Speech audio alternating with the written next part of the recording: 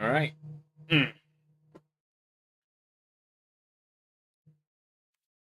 Just jump into it. Alice of Thunder Junction. Near draft.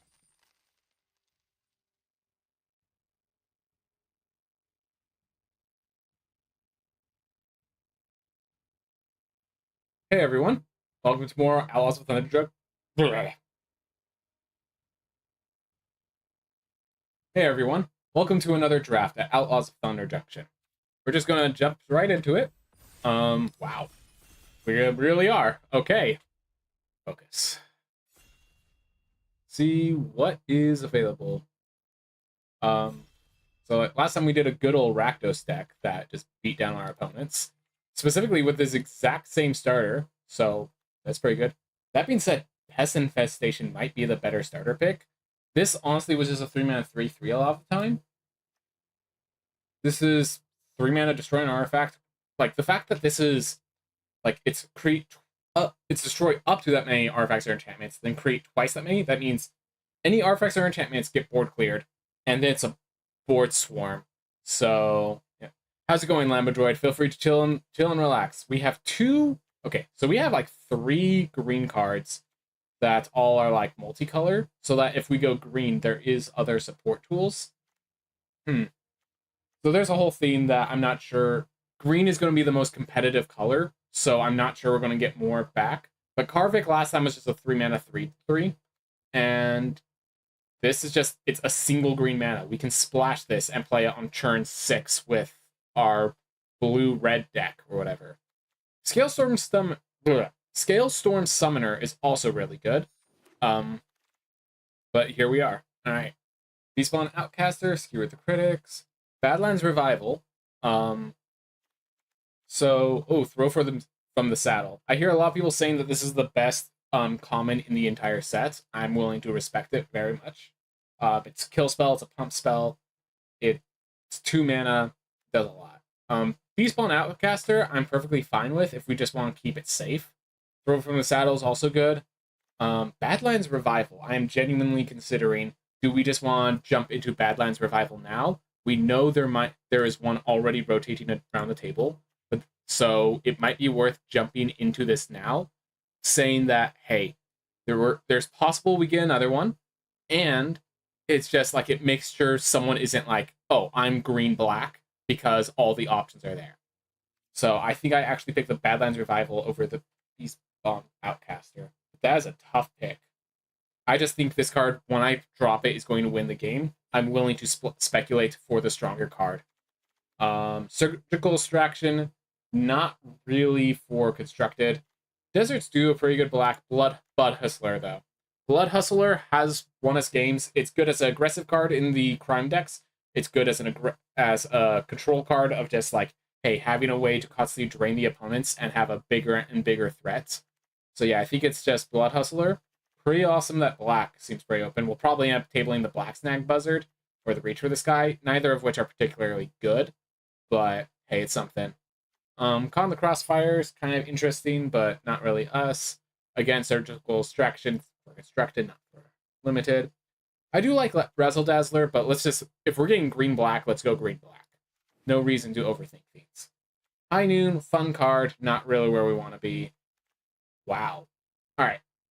So a lot of blue here. I'm going to go with a Patient Naturalist for now, because it will allow us to splash. It allows us to go deeper green and possibly splash with it. A lot of blue cards that kind of emphasize that blue might be open. It is only pick 4, so I'm not exactly going to commit to that. High Noon is not a rare that everyone wants. And these two, so if one of these tables are round, that is a huge sign that blue is open. I should start picking, recognizing that possibility. But I think Patient Naturalist, like if we're blue-green, love this card. If we're green-black splashing blue, love this card. The 0/4, not for most decks. There are controlling decks that can make good use of Tomb Trawler, but it's a little too much, and Patient Naturalist is basically card advantage every time. So definitely would prefer the card advantage first. Another round, again, more of a constructed card. If you have good enter the battlefield triggers, maybe more, but I'm not really going to splash it white for a requisition raid. If blue ends up being way open, this is a good card. Binding Negotiation, This is just a 2-mana discard effect. I don't. There are times where that does nothing, where this is always a 2-mana 2/2 and could, like, the ability to give a bunch of +1/+1 counters. Yeah, exactly. The problem is that 0/4.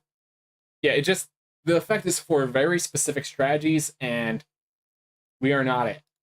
There are decks that will mill themselves out on accident here, so there are ways, but all right, Mourner's Surprise. If we are the Badlands Revival deck, this is actually a really good card because all we need is one big threat, and then we can Badlands Revival it, then we can Mourner Surprise it, and then we just basically repeat that until our opponent runs out of resources. Now, it might say, hey, we don't have that threat that we're reanimating. We're on pack 1. We'll find it. We'll find it. So yeah, I'm going to go with that. Stop Cold. I'm seeing a lot of blue open, so I'm thinking that if we have to escape, that's our escape route. Rise of the Varmints. You want a lot of creatures. 3 creatures, 3 non-creatures. And the non-creatures we definitely want on our deck. I think that the Rise of the Varmints will not be making it. I genuinely think the pick here is to grab the Stop Cold. And if we end up green-black gets taken over, we switch out. Overzealous Muscle is just a 5/4 without crimes, and we don't really have many crimes. So I think I'm going to go with a Stop Cold because I was seeing signals that blue might be open. So I'm going to slide that into here and have that as an option. And look at that. A lot of our cards aren't here. Heartless Pillage, I don't really want in my deck. Like, 1 is okay, and they usually table around. But hey, look. 4-mana draw 2 plus a combat trick. Like, again, blue looks open. That is a card that you would not expect to see this late in. I'm going to grab, and in the same vein, it looks like we are kind of heading that direction. I'm going to grab the Oasis Gardener to help support any splashing. Slickshot Vaultbuster, 1/4, pretty nice having 4 health, but if you don't commit crimes often, you can't really attack, and if you can't, yeah, just, even if you are committing crimes, not always where you want to be. Voracious Varmint being pick 10 is actually pretty insane. It tells us green is still open, so we might be blue-green. We might be green-black. We might be Sultai. Good stuff. As I expected, Reach for the Sky tabled. We're going to pick it, but I'm going to put it on our sideboard. I do not think we're playing this card. And hey, look, bunch of blue. All right, I think it's Jailbreak Scheme. This generally is effectively, yeah, we can do tricolor. Patient Naturalist could get us lands. It could get us treasure tokens. There are deserts we could start picking more highly, but yeah. Jailbreak Scheme is a removal spell. I did say that blue's looking open. I'm not gonna force it though. All right, Tiny Mode's joining up. We don't have many legendary creatures for it. Rattleback Apothecary, commit a crime. Okay, so here's the question. I think so if blue ends up being the path, so let's just pull our blue cards into our deck. So we have 1, 2, 3, 4 blue, and 1, 2, 3 black, 1, 2, 3, 4 green. So I think we're looking towards green-blue, splashing black. And if we're green-blue, splashing black, we kind of want to do the more big-hitting black cards. So Blood Hustler might not end up making it. And it looks like our green cards are really good for the early curve. I think the Throw from the Saddle is really the best card here. As for Beastpawn Outcaster, we still have this Badlands Revival, but nothing to reanimate with it yet. We are still early on, but I think Throw from Saddle, giving us an additional kill spell, is always going to be worth the while. The Rattleback Apothecary, we might not make it because we're not getting as much black as I might want. Pillage the Bog, ooh, Lazov. So, let's see. The question is, do we have enough crimes to support Lazov? Because it's a really good card, but you need to actually commit crimes. We have 1, 2, 3.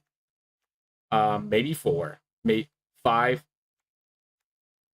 Okay. Okay. Yeah, I think we can support Lazov.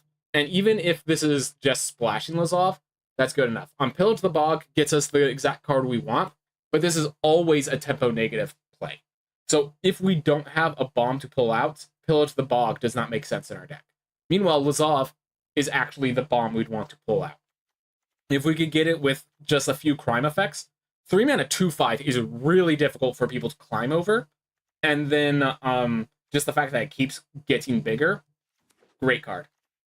All right, Archmage's Charm, triple blue is not something we could afford to do. This is looking like a pretty poor pack. Let's look at our curve real fast. So we have quite a few 2-drops, and almost all, like, More surprised that Throw Style you can't play on turn 2, but that's really it. Mobile Homestead helps us with land ramping. I have been impressed with the Sterling Hound. 3 power for 3 has genuinely been good enough. Betrayal of the Vault is good. I think we just need more creatures right now. We already have a powerhouse Badlands Revival. Like, we might be just bringing back this Peerless Rope Master right now. I don't want to play this Peerless if I don't have to. But yeah, honestly, Sterling Hound, every time I've played with it, it's performed well for me. I'm happy to just pick it up here and have hope. All right. So with the Lazov, I'm now more interested in picking this Rattleback Apothecary. Decisive Denial is pretty nice being a fight spell and a counter spell. But here's the thing. You generally want creatures over non-creatures, and we are now half and half, which means we want more creatures. We want more creatures, and whenever we can get a good creature, we take it. This is a Death Toucher. This will always trade positively. The only case it does it is like against a Thunder Salvo or a Desert Stew, which means they spent a kill spell on our 3-drop. So I am not going to complain. Rattleback Apothecary is the easy pick. All right. White, red are the colors we are being offered here now. Beautiful. All right. So I'm just thinking. So we got, like, this was a pick 1. This was a pick 2. This was a pick 1. So I'm starting to think that maybe green isn't open at all. We did say that as the most competitive color. Can we escape into black? If we do, we're going to need more creatures. And unfortunately, Black Snag Buzzard, as much as I dislike this card, the fact is it's basically a 2-drop. You plot it for 2, and you play it next turn. You don't like it, but you do it. Archmage's Newt. Target sorcery spell gains a flashback until end turn. I'm gonna pick this card. I'm not really like interested in its flashback stuff. Like, I'm literally picking this because it's a 2-mana 2/2. Either that or it's Repulse. I could see the Repulse. I just think if we're going to go, I'm going to pick it this time. Repulse is probably the better card, but it's a rare. I want to see how it looks. Dark Arlock. Okay, we have a reason to go blue-green now. The ability to plot. This is going to help with Archmage's Newt, funnily enough, with the flashback effects. Yeah, I think that's the only play. Binding Negotiation, Corrupted Convention, Uzumi Linkbreaker. We're not that aggressive. Despite having a low curve, we're basically a control deck that's just looking for the bomb. That is definitely an issue. We are the control deck looking for what our bomb is. But I think I'm going to stay the path. I think right now 1, 2, 3, 4, 5. So I'm thinking we might just have to pull out black. We are probably splashing black, and we are blue-green. That is very, very much looks like blue is what's being offered to us. I don't think Daring Thunder Thief is good at either version of the deck, though. I don't think it ever makes it into play. I kind of want to just pick the Uzumi Linkbreaker and put it on our sideboard in case we decide we are going to be black-blue. We are definitely blue, but we also don't really want the Daring Thunder Thief. I picked it at the very end because I'm just like, might see play. I'm now punished because Daring Thunder Thief is the only pick here. I think it's too late to go red. We have basically chosen 3 colors we could possibly be. It's even saying, grab the Pinkly Pear, it's the best card. I can't justify it, I don't think. A slick sequence this late tells me, hey, blue-red's open, which is horrible because it's way too late. But this is like, we're getting cards to say, hey, blue-red is now an escape route, but I don't think we have the support for it. A Colossal Rattle Worm with no deserts, definitely where we want to be. You know what? Just 4 mana 6/5 trample probably makes the deck. Stubborn Burrow Fiend, though, is insane. We now have 11 creatures, so we're definitely starting to look a lot better at creatures. I think the Rattle Worm is probably the best just because it allows us to, if we want to go the Badlands Revival route, it actually works with it. We have 19 playables. We are looking for big threatening drops. This has the ability to become a lot stronger, but this is just, it's already strong. And if we start picking up deserts, this will help us splash easily. So I think I'm going to grab the Rattle Worm, and we're going to start picking deserts far more heavily. Definitely, I'm not sure where I am. I might have to pull out the black, which sounds kind of devastating. 1, 2, 3, 4, 5, 6, 7, 8. Blue. 1, 2, 3, 4. Yeah. 1, 2, 3, 4, 5, 6. Yeah. So it looks like black is the color that's dried up. And we don't even want to play the black second buzzer. We just kind of are because we have to.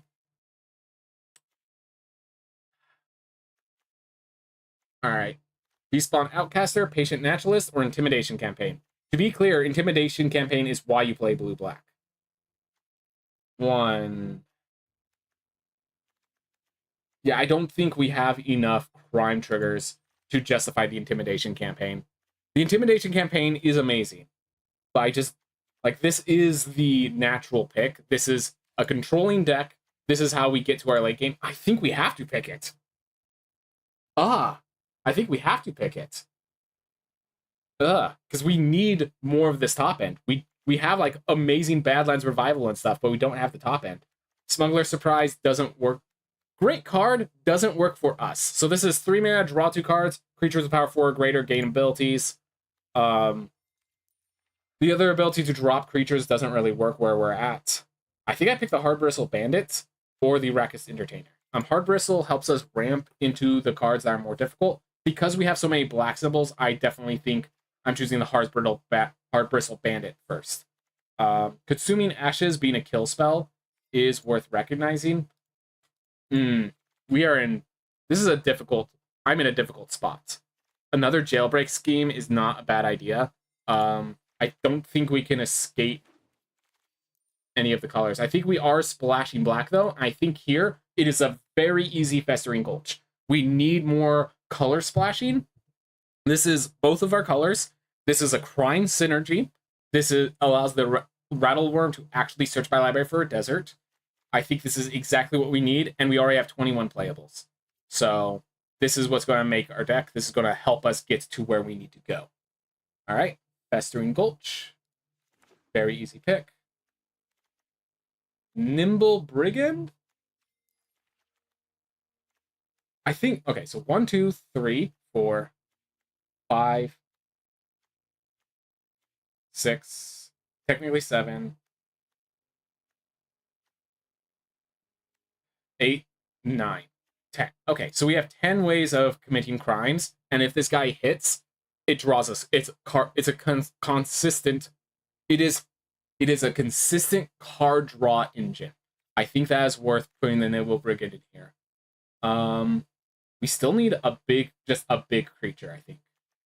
Lively Dirge, what would it even pull out? So it could pull out a Rattle Worm, it could pull out a Sterling Hound, pull out 2/2 like Dock and Voracious Varmint, but I don't think that's where you want to be with that spell. Lone Shark probably doesn't see play with our deck, so I think I'm going Conduit Pylons just to give us bad splash, but splash nonetheless. All right. From Violent Cacophony. I think we're too big on this splash to be going that far out. I'm going to pick another Sterling Hound. One, to just make sure our creatures are definitely done. And it's just a matter of we need big threats, which I think there's no more left. So I guess we're the control deck. We're a 3-color control deck. With it being so controlling, is Djinn of Fool's Fall good for our deck? It's either that or Binding Negotiation. Rattle Worm, Rope Master. No, I think the Rope Master. Don't pick the not point. We're picking that guy, or we're not picking anything here. Razzle Dazzler, not for this deck. Sideboard Seize the Secrets for now. I'm gonna have to do a lot of reworking this deck. We do have a lot of jailbreak schemes and ways to commit crimes now. So there's that. But yeah, this is going to be another deck where that's just a difficulty to build. We definitely have enough blue. The question is, what is the other color? So I think we start with that. I think we start by pulling out everything that's not blue and just looking at what we have then. So there's 1, 2, 3, 4, 5, 6, 7, 8, 9, 10 cards already. And we need 17 playables. So that's, or, see, no, we need 23 playables. So that's 10. 1, 2, 3, 4, 5. So yeah, black really is not there. So then 1. So if we do that, 1, 2, 3, 4, 5, 6, 7. I mean, we can definitely splash black, but we should definitely go for the powerhouses. So Intimidation Campaign is a powerhouse. Lizov is a powerhouse. Badlands Revival, we would only be pulling out these 2 cards. I think that's worth it. So I'm just picturing, so if we do Dock, double Sterling Hound, that is a deck. Let's see, so one thing that you do when you're doing multiple colors is you ask yourself, if this instead of be a 3-drop, costs 2 more mana, would it still be good? Because you might not get your Festering Gulch till turn 5. You might not get your black mana till turn 5. Rattleworm being able to pull out the Festering Gulch is actually huge, so I'm keeping that. These cards are both good on turn 5. Badlands Revival is a 5-drop anyways. So I think that this is a actually perfectly reasonable splash of black. Even though we only have 1 desert, we have Colossal Rattleworm to get it. We have a Hard Bristle Bandit to get us the mana early. We could even throw in an Oasis Gardener if we want. I don't think the Oasis Gardener is good enough, though, so I'm not going to put it in unless I'm convinced otherwise. Let's look at our creature count.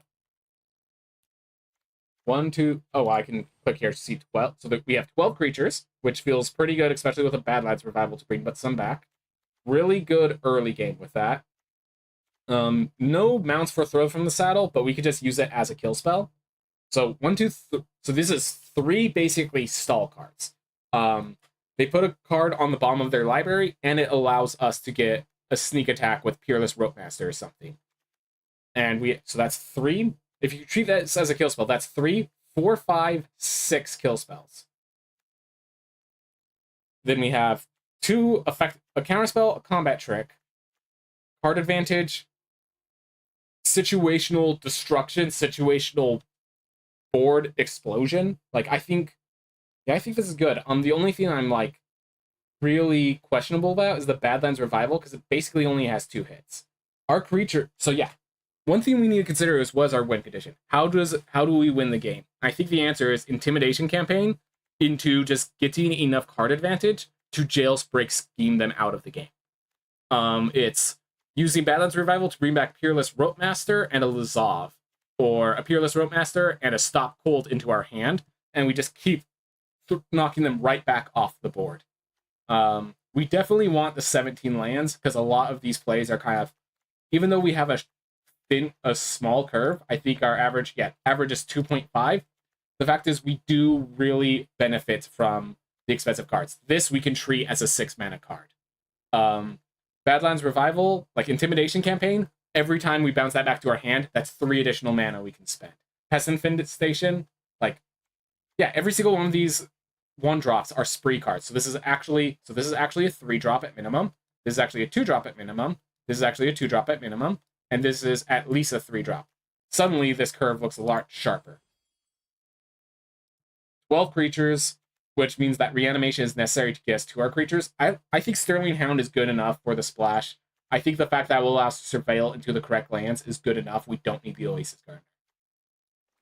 All right, let's try it out. Whew, 3-color. The last time I did a 3-color deck, it went 2 wins. We're going to hope to break that curse and go much better.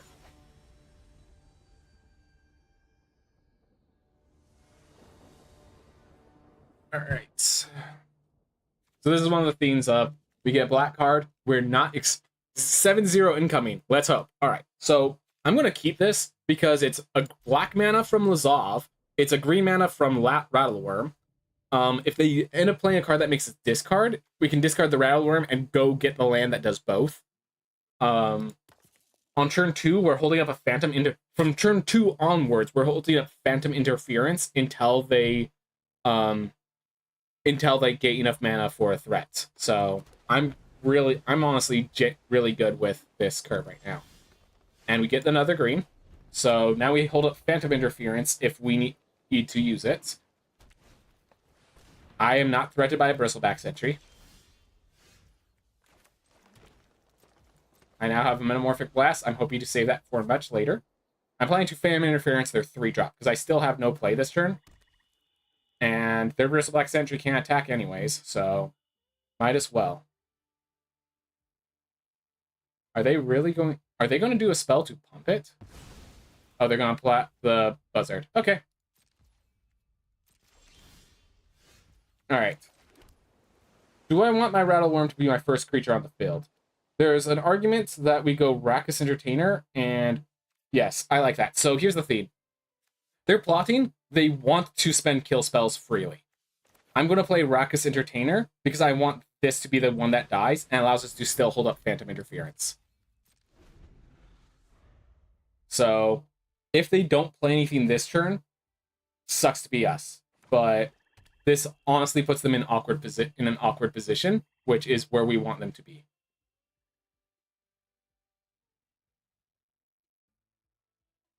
Oof. So let's just figure out. Bandit's Hall. This is a way to splash their colors. They might be stuck on colors, and it's a way to constantly gain card advantage. And I'm not going to be able to hold up Phantom Interference for much longer. So I have decided that is where I want to spend the counterspell. Is specifically because this can draw them cards that I think that is the play. Because that's where they're going towards. I think I Colossal Rattleworm now. No reason to attack with a 2/2. Sucks that we did not draw another land, but if they kill our Rattleworm, as long as they don't exile it, we get the ability to fetch out our Desert, which will allow us to get Lazav, and that does a lot for us. There's a kill spell I am expecting them to hold right now. So one is there's Consuming Ashes, which is a 4-mana exile target creature. That's definitely our worst case. But because Colossal Rattleworm is 4 mana instead of 3, they aren't getting the other effects. Alright, so they're sacrificing their Bristleback Sentry and paying 2 life to draw 2 cards. They decided the Sentry was more valuable than... Alright, I guess they were just like, I don't need to attack. Fair enough. Alright. I think I'm going to attack, and if they double block, that's good for me. Because they don't realize I'm looking for my color splash. Silver Deputy means nothing to me. Yeah, they have no combination that allows Silver Deputy to trade with my Colossal Rattleworm. So I'm perfectly content with that Silver Deputy being in the field. So I think I'm going to attack. And I might just have to Metamorphic Blast for a card draw. Oh. I like this. Okay. So I'm going to attack here. And I'm now holding up Metamorphic Blast, being both a card draw and a combat trick. And what's even better, so here's what they're planning to do. They're planning to pump up the Black Snag Buzzard with Silver Deputy so that they could attack with their Bristleback Sentry. And I'm going to Metamorphic Blast, turn it into a 0/1, trading and killing it while also drawing 2 cards. That is the plan. I also have a Stop Cold if I need it. Alright, so they made the smart play. This does not remove all abilities, so I'm just going to eat the Bristleback Sentry. Alright, so target a creature. But turn that into a 0/1, and I'm going to draw 2 cards.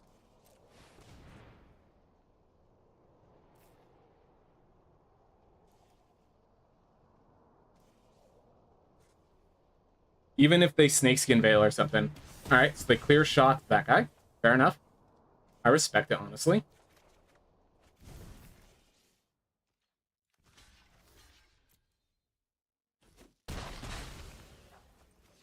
But, yeah.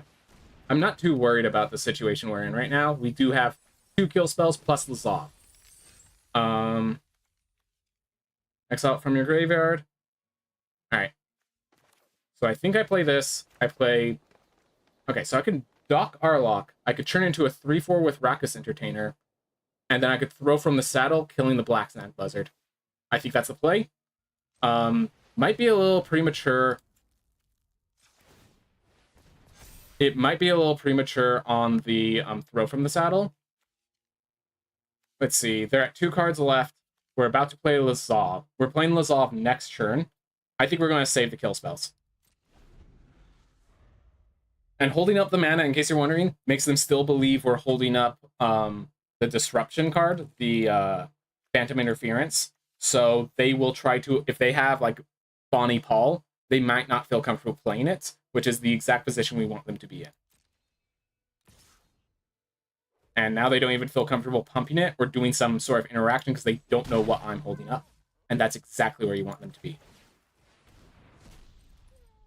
Awesome. And now we get our nice little land. They're going to use their kill spell on Doc Arlok, which is going to allow the Zov to come in safely. Ooh. Didn't even realize they have some really good creatures for my Doc to copy. Alright. So they did have some really good combat trick, but I can stop that cold. Pest Infestation, 2 artifacts. But that being said, I have 1, 2, 3, 4, 5. I can make 6 pests, so I'm not too worried about health now. And let's see. So if I play Lazov, drop that theme, I could then pull... I think I'm just going to pull their Hollow Marauder out of their graveyard to make sure I don't have to deal with it. This thing is going to be 1, 2, 3. This thing is tap at 4 mana.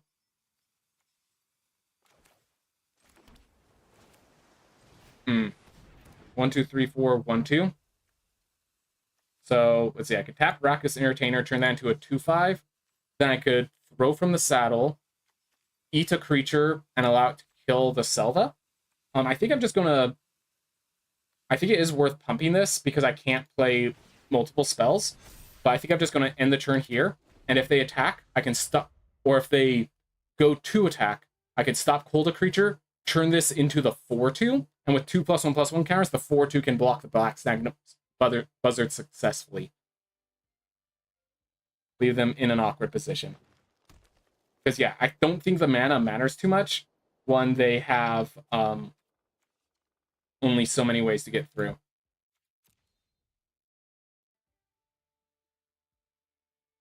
So if they pump the Silva, all right, this is what we wanted. So I think I'm just going to tap it down now.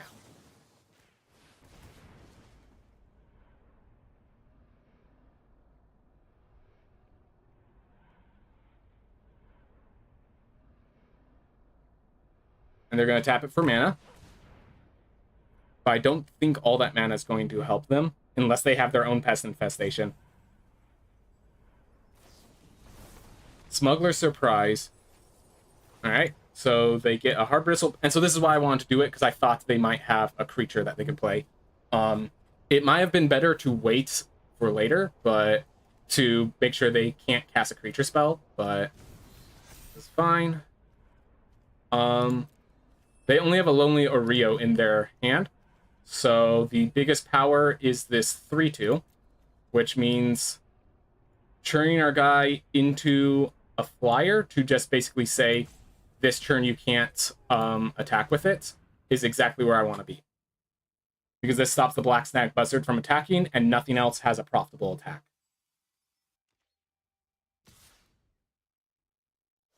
Yep, see?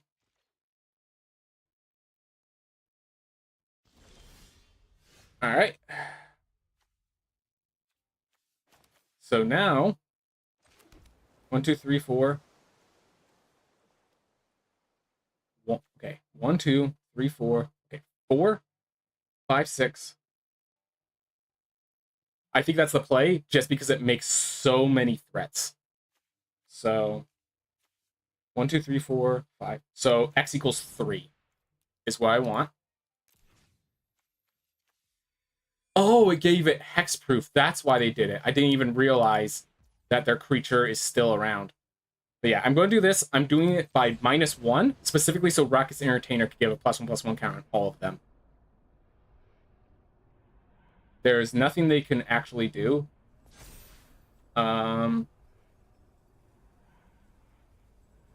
Let's see. If I become a Spinewoods Paladin with 3 +1/+1 counters, I think that's big enough that they have to block. That they are forced to chump block.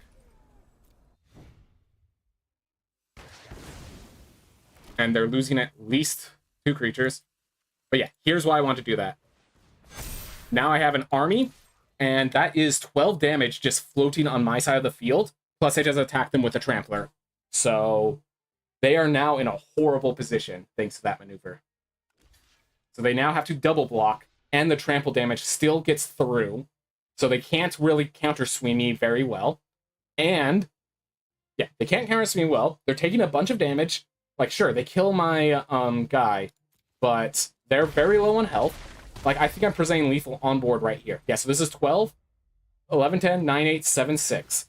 But then, yeah, I'm presenting lethal right now before I even throw from the saddle to kill one of their creatures. Alright. Put on Pest, shoot the Naturalist, and we full swing. This should be game. If it's not game, it puts them in a very bad spot. Yep, Pest Infestation doing a lot of work. The, what's it called? The 2-mana. We did a lot of work. Okay, so let me just say the Salvia and the ability to give it hexproof was really powerful in, like, slowing us down. But the fact is, Pest Infestation just being a sink for all the mana we had was huge. Lazov, just a good card. Very much glad I splashed it. Stop Cold, other than that, we had enough kill spells, enough interaction to just say, hey, can't deal with the early game. And that Raucous Retainer into Pest Infestation, that was a late game. I did not even think about that. I'll be honest. That was a really good late game. Ooh.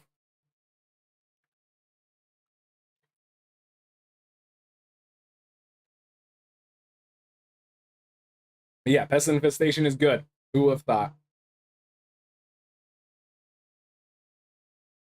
So I'm wondering, I think this works. I think I could throw from the saddle with Lazov and then have it become another creature, and then that other creature is what throws from the saddle as. So if I Lazov, throw from the saddle, become one of their mounts in their graveyard, I could actually get a +1/+1 counter. I'm pretty sure that's how it works, because it's when you target and the throw from the saddle is a cast, is like on ETB sort of effect. So I think, yeah, I think I could use Lazov, throw from the saddle, become a mount, and get an additional +1/+1 counter.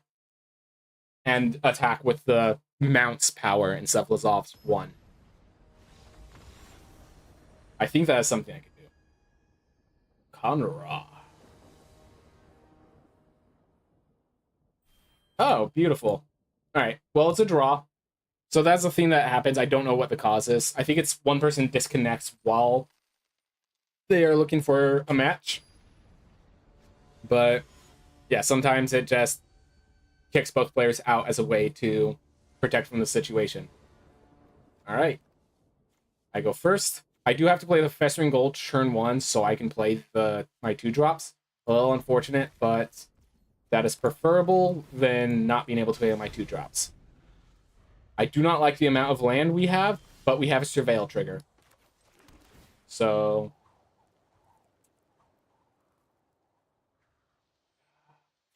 their red is the only thing we know. I think this is a good enough card that we're going to keep it. So my idea is I can play the Raucous, and then now I can get a pair of 2/2s instead of just one. Red, green, I can't really think of anything they have, but also I think I'd rather get another 2/2 than deal 2 damage to my opponent. I have a throw from the saddle, so I can kill this Bristleback Sentry and keep applying pressure if I want, which I think is what I want to do. So tap for green. And tap the conduit pylons.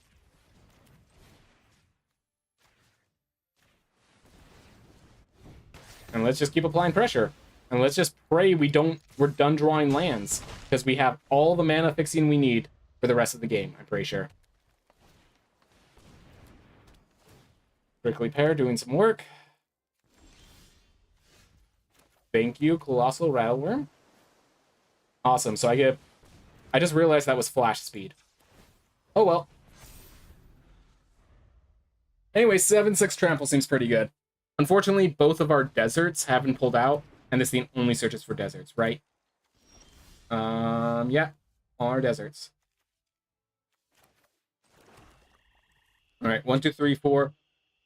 So I think I attack with all, and the odds that wipes their board is pretty high. So if I attack with Hard Bristle and Araka's Entertainer, they can block. Let's see, if I attack with this guy, yeah, I think we are in the apply pressure mode. I'm going to attack like that. I can Peerless Rope Master if I want, and otherwise leave a blocker open. So they have to double block. They still take 3 damage, and I'm applying pressure. And if they felt the need to sacrifice 2 cards for 1, then chances are this 5/5 is going to be a threat they cannot deal with. I could have waited on the Colossal Rattleworm, possibly combat tricked them, but I made that mistake. It's okay. We have a reanimation spell in our deck, so I am not going to be using the Rattleworm's ability. Add in that we don't have any more deserts. There's really no point in it. All right. And the having 5 toughness was very potent. And this threat's lethal. Cool. And so I've just 2 for 1 twice. I do not threaten lethal this turn. I definitely recognize too many land drops led to consequences, but I think this was the best way to play it given the situation we had. Other than, of course, that mistake with Colossal Rattleworm. All right, they are playing Hell to Pay. They did recognize which one was the greater threat. All right, Sterling Hound is going to deal with the land drop situation. Make sure we don't draw any more of those. Stop Cold will allow us to win the game, and the Patient Naturalist, we can do better. There's not many more lands left in the deck for us to draw for that. I'm going to hold the Forest just because I'm holding up all colors of mana. I can actually full control and just kind of threaten a counterspell. Like, whoop, no, I'll let it through. That's just like, I'm now holding up a counterspell. Bit mean of me, but I think it's necessary to get myself through this game. All right, at this point, geez, okay, so they didn't have white, which is why this situation occurred. But oh my gosh.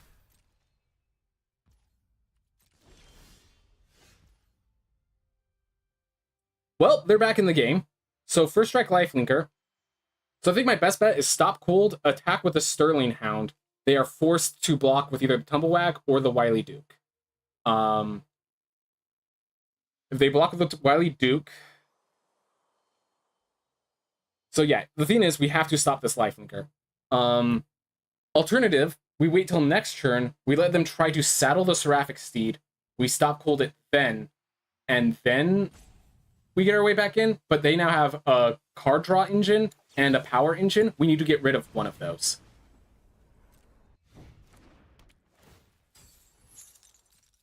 So the Sterling Hound has to threaten lethal. They have to trade. So now here's the thing, their card advantage engine is gone.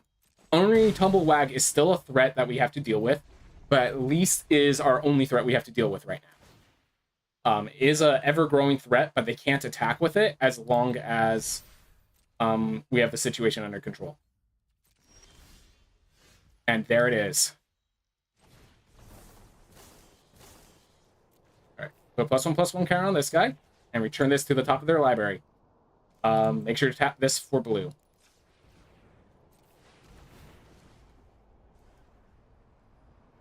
They have a return target tapped creature.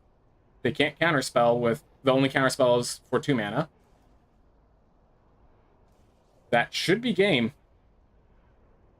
They have to have a trick, or else that's game. Because now I have an unblockable, and they no longer have a creature. So they can't even flash out a creature to solve this.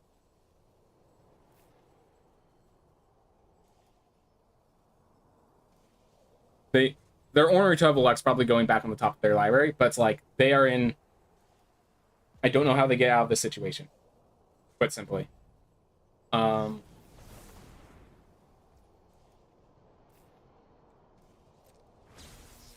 they copied it. They didn't change the target of the spell, so they should have... So, okay. So we're putting the Harbristle Bandit on the bottom of our library, and they're putting theirs on the top. They should have also changed the target. I think they only spent 3 mana. So...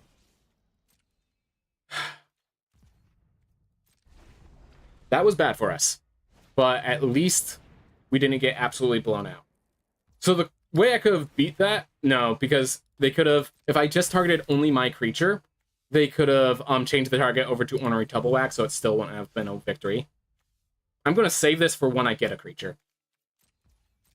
Ornery Tumbleweck alone is not a threat. I mean, it is still a growing threat. I'm not going to deny that, but we're at 20 health. We can survive some loss.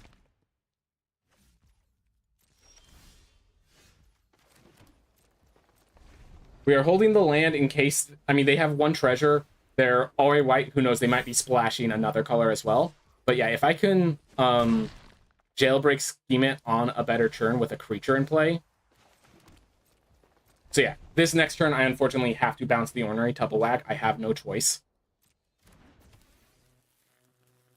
They can sacrifice the Reckless Lackey to get themselves... So, unfortunately, they cannot saddle up the Reckless Lackey, but they were still correct to do that.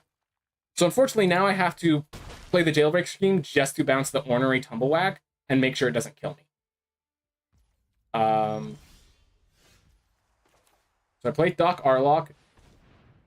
I'm going to dump my hand now because I need the extra thing. So put +1/+1 counter on this and bounce that. Now, worth noting, they can still... It's only unblockable for 1 turn. I cannot wait for the next turn to do this.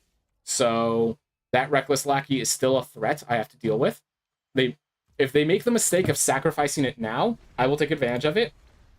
But yeah, this is why Jailbreak Scheme is not exactly a kill spell, or it's not exactly a kill spell because they can keep playing it on the top of their deck. Now this Reckless Lackey is starting to threaten lethal, and I'm going to have to block to survive. All right, well, we drew too many lands. That is the answer. 1, 2, 3, 4, 5, 6, 7, 8, 9, 10 lands. 11. So yeah, we drew 11 lands. We did not draw enough playables. We have to block the Reckless Lackey just to survive. So, and now I think we've just lost the game. I don't think we have anything in our deck, but I'm going to play as if we do. 12 lands. Good game.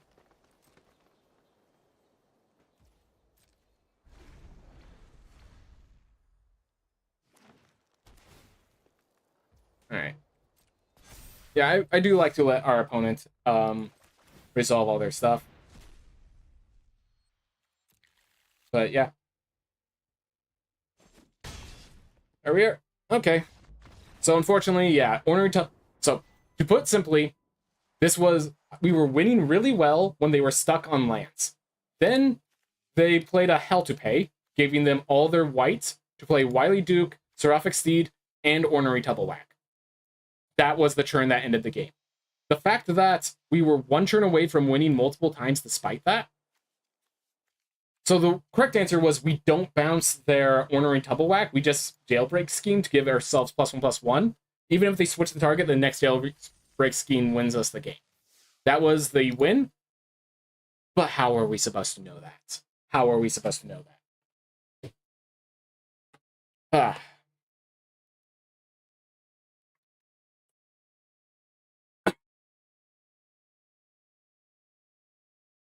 But yeah, so technically that was a winnable game. Because of the second jailbreak scheme being drawn afterwards, that little mistake with the return the favor cost us the game. I don't think the Ornery Tumblewag would have killed us, so we could have gone one more turn, which is the turn we drew the second jailbreak scheme. So, yeah. Either way, yeah. We just lost to the deck that had Wily Duke, Ornery Tumblewag, and Seraphic Steed. Like, they literally had Seraphic Steed into Wily Duke as a possible turn 3. Alright. Okay, again, because of the Conduit Pylons, I'm keeping this hand. Just... Okay, so I'm not going to play it yet for the following reason. I want to be able... I was going to say, I want to be able to hold up Fan Interference and Hard Bristle Bandit, but I will be by the time the turn comes around. So I can... I think the answer is we dump this into our graveyard, and then next turn we just ramp. Because this card... Yeah, we can use this to get our black mana immediately. Just jump straight to 4. Play Hard Bristle Bandits, have a counterspell open, and if they don't play anything worth countering, we, yeah.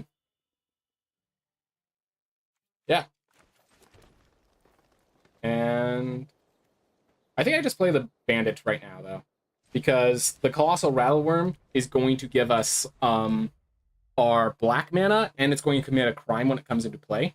So this will allow us to do both, basically. So like blue, let's see. We tap, tap, get a land, shock, untap, tap, tap. All right. As long as we don't miss the 1 in 31 and accidentally draw our desert this turn, we are good. I'm going to put a stop on my upkeep just to guarantee that does not happen. So,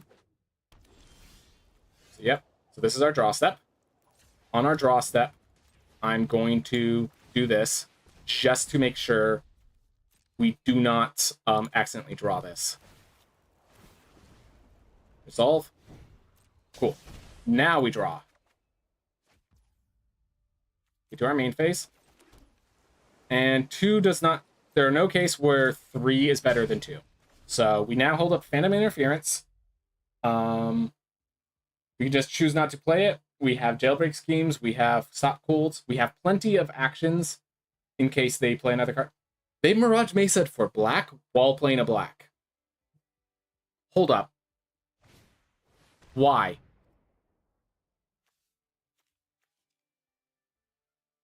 Are they mana ruined? Let's see. Okay, if they're mana ruined, 1, 2, 3, 4, 5. We can Jailbreak Scheme and attack. All right, I think they're mana ruined. I'm going to do a Jailbreak Scheme play, and I'm going to give them the opportunity to prove that that's not the case. Cool. All right. Create a treasure token. I think I just hold up the Phantom Interference now. I have a Jailbreak Scheme if I need it. Otherwise, Phantom Interference is the 2/2 is genuinely a threat this early on in the game. If they tap to make a treasure token, that gives me more things to hit with Pest Infestation. No blocks.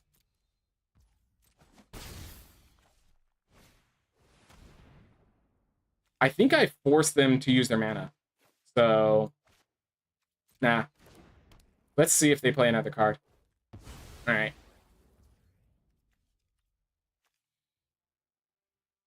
Hmm. 1, 2, 1, 2.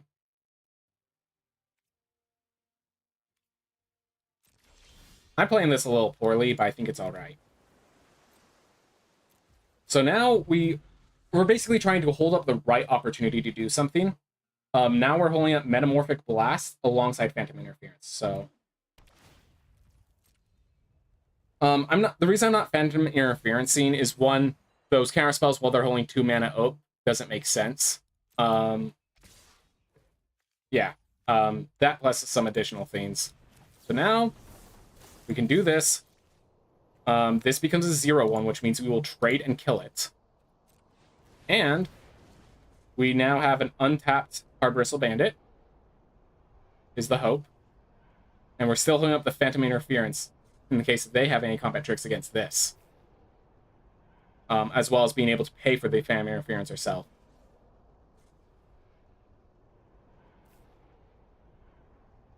I was hoping that they were going to use the treasure generator to make some treasures, and I was going to pest infestation the treasures, but that has not been the case. Let's kill that. And then they pull out this guy, which I'm actually perfectly happy with. I can jailbreak scheme it. I doubt they want to spend their resources protecting a... I doubt they want to put this back on the top of their deck.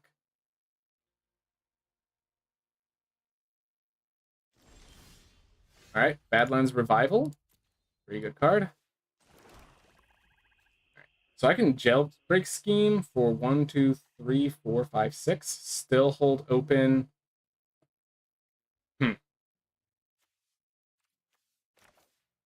I think I start with Sterling Hound. I see what's on the top of my deck, and then I can mill over a card to Badlands Revival it. I'm also holding up a Stop Cold. I'm holding up the Phantom Interference. 1, 2, 3, 4, 5. Yep. So I think Sterling Hound's a great play this turn. And notice that they have 5 mana and they're doing nothing with it.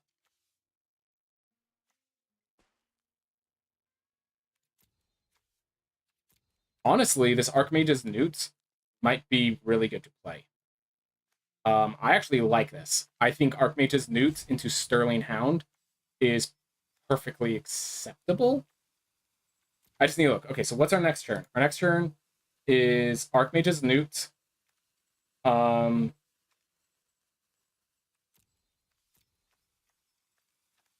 think I could just go bigger. Basically, I just think I could go bigger. So I'm going to end the turn here. If the Archmage's Moot ends up being the right card, I could Badlands Revival it.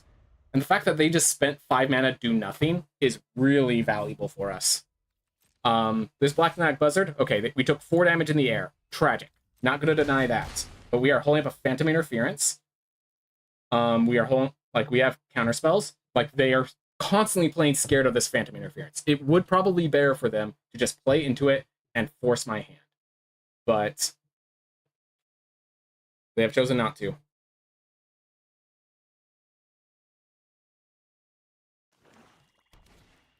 Alright, Hellspur Brute. Perfect card. This is not the card you want to play into Phantom Interference. Just to be clear, you don't want to play your big, scary threats like that into Phantom Interference, but otherwise I liked the concept. Alright. Let's play another Sterling Hound. And again, this card just doing the work we need it to. Intimidation Campaign is fantastic. That's exactly where we want to be. We are holding up 4 mana again. I think this time we attack with the Hard Bristle Bandit because the Stop Cold's going to do the job we need it to. We don't need... That being said, this did signal to our opponent that we do not have a second one of those. Alright, this is their card advantage. That is good to know. They're going to try to keep plotting their top of their deck. And we just have to deal with that for now. Let's see, 4 mana plus Ward 2. Shoot the Sheriff. Alright. Well, since they've decided that is their win condition, I think it's time we Stop Cold the Black Snag Buzzard, because this is going to put enough pressure on them that they can no longer... basically, we are now the aggressor, and there's nothing they can do about it, is the idea of this maneuver. So yeah, they attack with a Raven of Fell Omens. We crack back for an absolute truckload. Okay, 1, 2, 3, 4. So if we draw a land... So yeah, this I'm playing because if we draw a land, the Jailbreak Scheme does even more. Yep. So now we could do 1, 2, 3, 4, 5... We can do it the full 6 mana.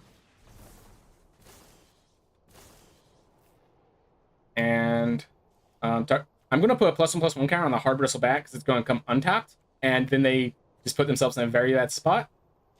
And we're going to put this. They have to decide if they want that on their library or not. And if they want to block with Fibblethip. Basically tell them that they're in a very... Like, basically we're telling them that we have lethal next turn. Because we do. And if they want to spend their turn plot... And important thing, because we are telling them we have lethal next turn... Spending their turn plotting with Fibblethip makes no sense. They might just chunk block.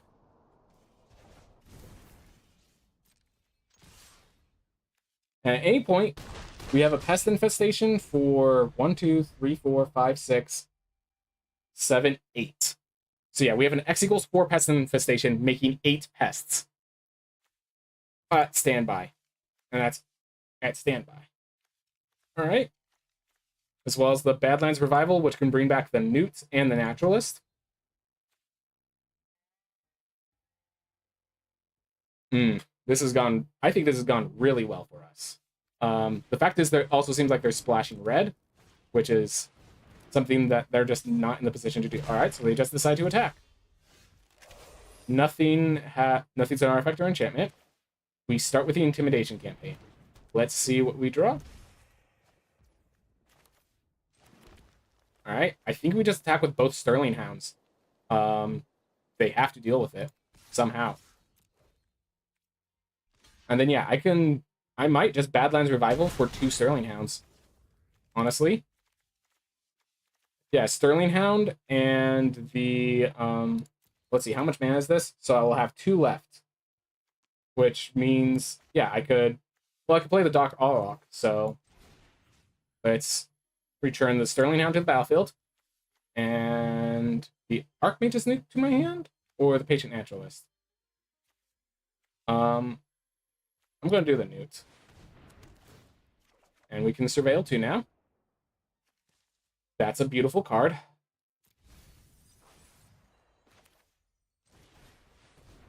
Alright, have fun, opponent. And this is the thing, again, Bibblethip is great if you have a stall game. We are making sure the opponent cannot stall. Every time we do a crime, Intimidation campaign comes back. This is a life every time. Alright, so they plot a Consuming Ashes. Doesn't matter, I have 4 lethal attackers. This is another theme. Like, that's great if it was last turn and you weren't dead this turn. But I am currently throwing lethal with 4 lethal attackers. You need to deal with this. You need to deal with this opponent. Alright. Next, let's just start by attacking. See what they do in response. Because they... Alright. Well, Desert 2 did help, but it needed to be this town ain't big enough, which they would not have the mana for because they plotted. So, fortunately, the Hard Bristle Bandit does the work needed. Yep. Really good control deck here. And, like, I really like this. This is a really good control deck that, other than that Rattleworm, I don't need bombs. The Jailbreak scheme is enough of a way to just sneak damage through those Sterling Hounds. Again, Sterling Hound is way better than you think it is. 3 mana, 3/2, that sets up your draws. Huge! So, yeah. Really excited. Really well done. Alright. So far, this deck's working out very well, and we don't even have a Bonnie Paul or anything. We do have a Rattleworm. No denying we have a Rattleworm. Okay. Rakkus Entertainer into a 3/4 Doc Arlock. If our opponent's hyper-aggressive, we could just do a 2/3 Doc Arlock to stop whatever they're doing and have a Jailbreak scheme to slow them down. Alright.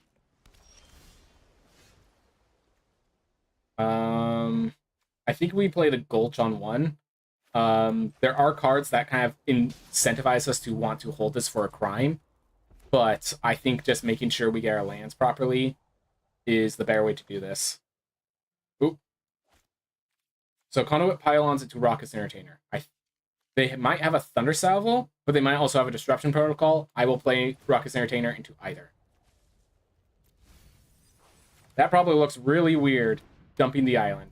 Alright, so they don't have a Thunder Salvo because they would have used it right then and there.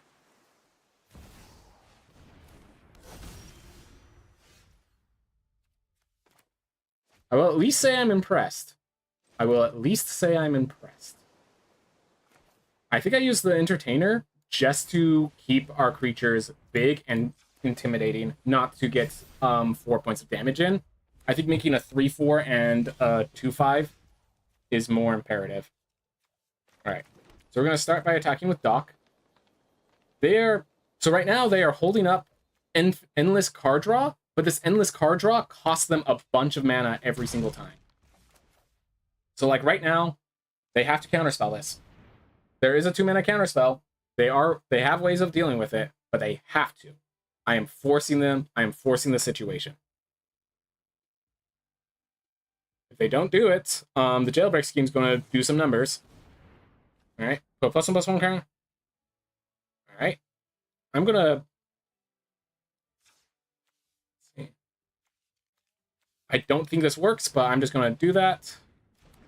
Yep. So the fact is, they had to use the stop cold on the entertainer, not the Lazov, not the Doc Arlock. I genuinely think that was the mistake in there. Hey, Daikaiju-sama. Yep, I know who. Don't worry. The fact that you have the name Kaiju, I know exactly who you are. Thanks for letting me know, though. All right. Nothing in the graveyard for Lazov to eat, but I put a +1/+1 counter on it either way. So the question is, do I want to nibble Brigand, or do I just want to keep this thing off the board and apply more pressure? So I'm doing good. I just need to map this out. So really quick. So I bounce this. I deal 5 damage. They are at 11. They play it again. I bounce it again. Deal 6 damage. They are at 4. And I think I just kill them. So yeah, let's just jailbreak scheme that back on the top of their deck. Yeah, I have enough mana for it. Pay the ward.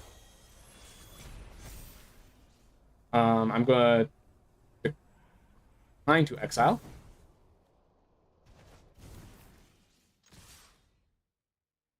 Basically force them to spend their entire turn doing that exact same turn. Yep. Then I jailbreak scheme again. Would you like to do that again, sir? No one expects the 3rd jailbreak scheme.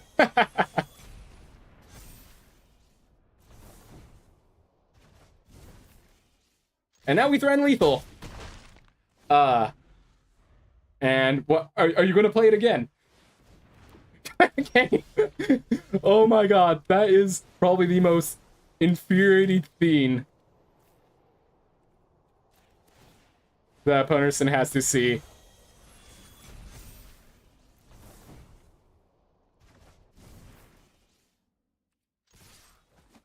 All right. Woo! Another win. Okay, I underestimated jailbreak scheme. Oh my god. So yeah, this is a little signal. If a person's jailbreak scheming your big threats, there might be something about, hey, maybe I can handle doing this constantly in a way you can't. That being said, the 3rd jailbreak scheme, no one expects that. But yeah, basically, as long as they were doing that exact same turn, I win in the inevitability. So it made sense to just keep doing that exact same turn. You had a similar situation when your Yu-Gi-Oh duels? Yeah, nah, it's just like, at a certain point, just put it at the bottom of your library. You know this isn't... Your opponent's telling you this won't work. So just accept that won't work. Anyways, Kaiju-sama, I am doing fantastic. We are currently 3 wins, 1 loss with a 3-color deck that, despite it being built for us to get a powerhouse card, it just turns out Jailbreak Scheme is enough of a powerhouse card. Yeah, exactly. It's so funny. It's just like, yes, it didn't work the first time. Let me try the second time. Like, I get it. Like, honestly, so the first Jailbreak Scheme, justified. The second Jailbreak Scheme, something had to be going on in their head. They had to realize something was off. Either way, we have now, at 3 wins, you generally break even when it comes to value. Any more, we start getting advantage. Once we get to 5 wins, we actually make gems plus all of our cards. So that's going to be awesome. This deck, yeah, I'm really liking this deck. I really was like, oh, we don't have any top-end powerhouses. I don't know how I'm going to do this. Turned out just fine. All right, Elm. All right.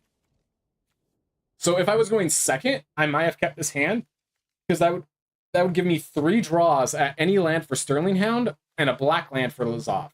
Given that we are a mainly green deck, that we have 2 cards that are unplayable, that we only have 2 draws at a land, I'm going to take the mulligan here. And we have an intimidation campaign. I think we use this to try to find our blue source. I know this sounds weird. I think we ship the Archmage's Newt. Either that or the Nibble Brigand. But, like, yeah, we might not have a blue source. If we don't have a blue source, we want to use Nibble Brigand and Intimidation. You know what? Archmage's Newt, in case we find it. Let's find that blue. That's not that blue. It was because we have the Conduit Pylons, I was even more happy to keep this hand. Alright, pay the black, so that if we find the blue, we can Intimidation campaign immediately. But we are now at the whims of fate. Looks like our taps for mana of any color.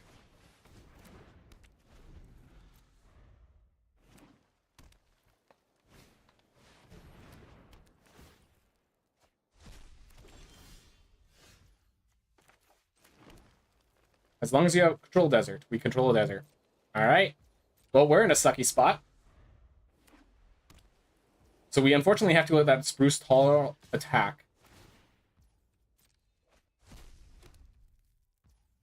And we just have to hope that they don't have a combat trick. There is a very obvious combat trick they would play here.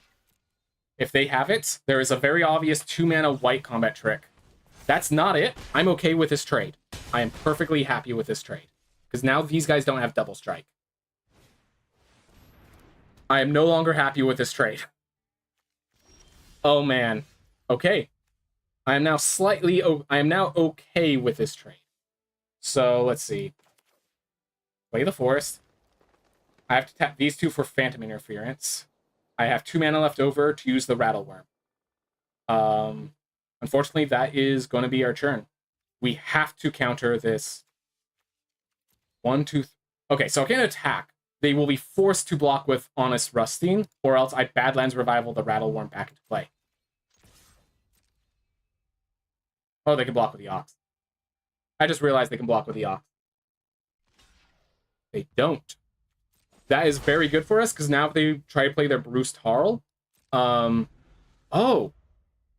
So if they just play it like that, perfect. So now I have Phantom Interference. Now I will state, we are in a bad spot, but we are not dead. And that is the important part. We are going to just use this now. Unfortunately, we do not have a blue land. Yeah, exactly. I'm fine with this trade. I'm no longer fine with this trade. I'm okay with this trade. Okay, we're going to Intimidation campaign, hoping to draw something better. Unfortunately, we draw all our blue. So next turn, we are Jailbreaking Scheme, just to, like, I knew we were going to bounce these Oxes. I did not know we were going to have to do it so soon. Alright.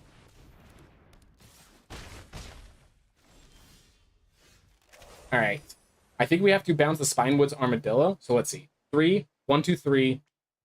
Yeah, we have to bounce the Spinewoods Armadillo or we die this turn. This coming turn. Which sucks, because that Ward 3 means our Intimidation campaign cannot be played in the same turn. But it's the only way we survive this turn. And if they have that exact same trade, we are in trouble. And this is the case where that Jailbreak Scheme thing that we were talking about doesn't matter, because instead of me being the one constantly applying pressure, they're the one constantly applying pressure. Or they just kill me this turn. Yep, Bruce Tarl's insane. Just in case anyone wondered, Bruce Tarl is a very powerhouse bomb, which is why you splash a red-white card in your... Okay, can I just... Really quick. Because of how powerful it is, they splash a red-white card in their blue-green-white deck. We've only seen green cards.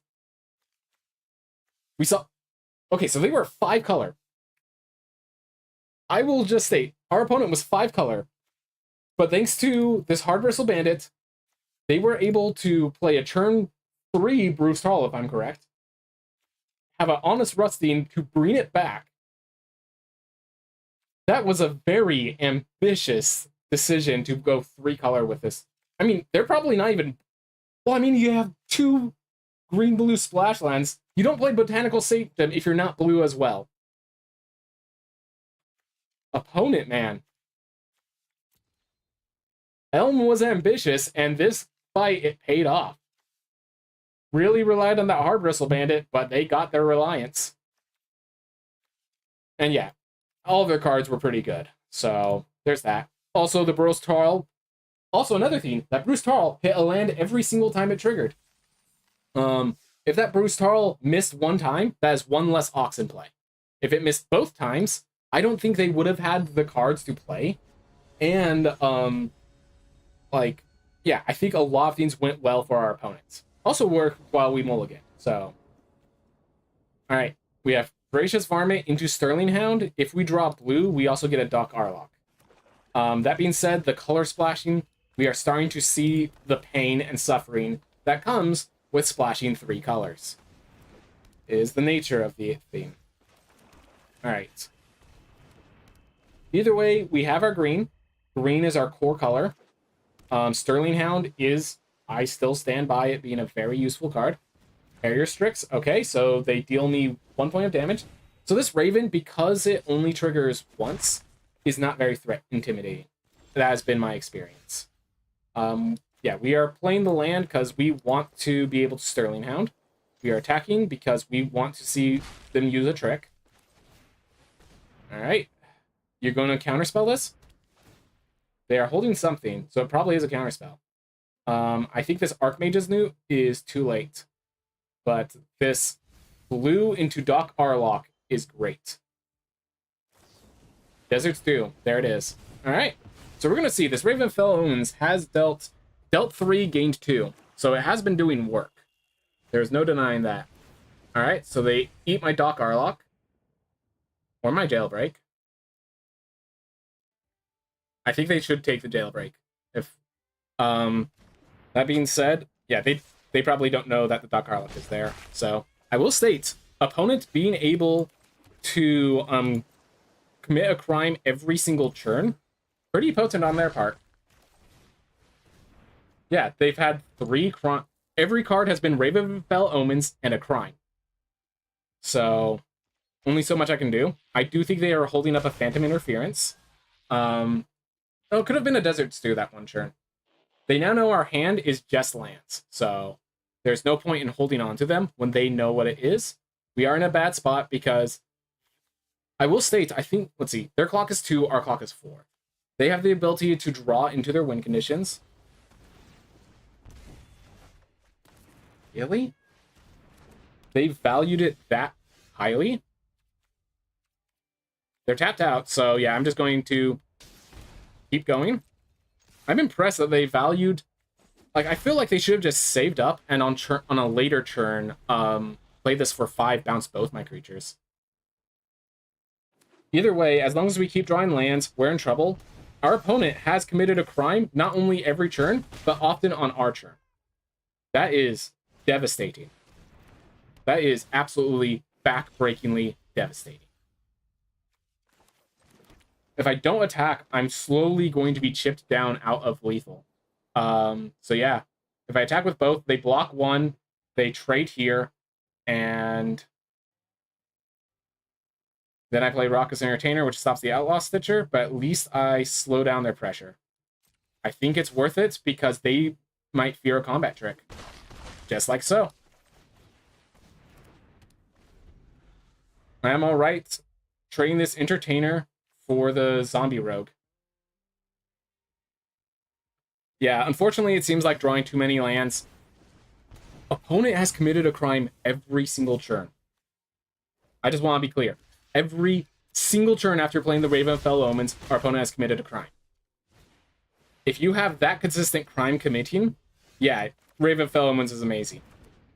Most decks don't have that level of crime. Alright. And that is game, I think. I'm going to hold full control so they think I have a counterspell. Maybe cause them to fake themselves out. But, yeah. Well done, Ravenfell Omens. 1, 2, 3, 4, 5 with Harrier Strix. Like, this Ravenfell Omens, I have to block the Outlaw Stitcher. Like, I'm going to 1 now. So any crime kills me. Any crime kills me. And other crimes just Alright, and full control, because at this point, I think it's clear I don't have anything. I would have played it here. Target player draws 2 cards and loses 2 life. So if they choose me... And there it is. Alright, unfortunately... Okay, so we lost to Bruce Tarl, we lost to Crimes, and I think we did lose that game where we drew a ton of lands. I do think we did mulligan because of the land base, so the land base was costly for us, but I think this was the correct path for us to take. Let's just be honest. I genuinely think it was just good job on our opponents. One person had bombs that they splashed deep for, and they were able to get them. That was one loss.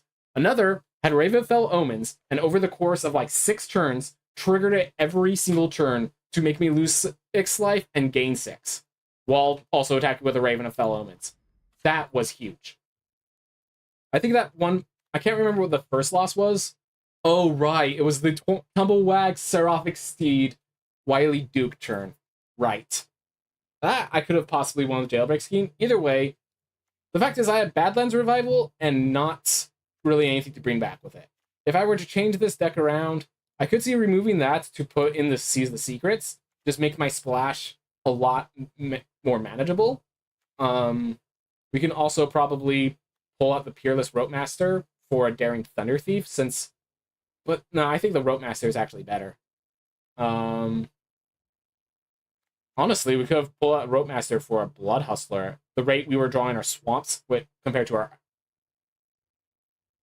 Weren't we unable to draw an island one game? I did not know we had that many islands. Oh well. Listen, sometimes you're playing Magic, what's the statement? You're playing Magic, you're not playing chess. That is the nature of the game. You're going to lose some. Sometimes you just lose because the game decided you lose. Anyways, I'm actually kind of proud of how that turned out. Alright. I'm going to take a deep breath, and then I think I'm jumping right back in.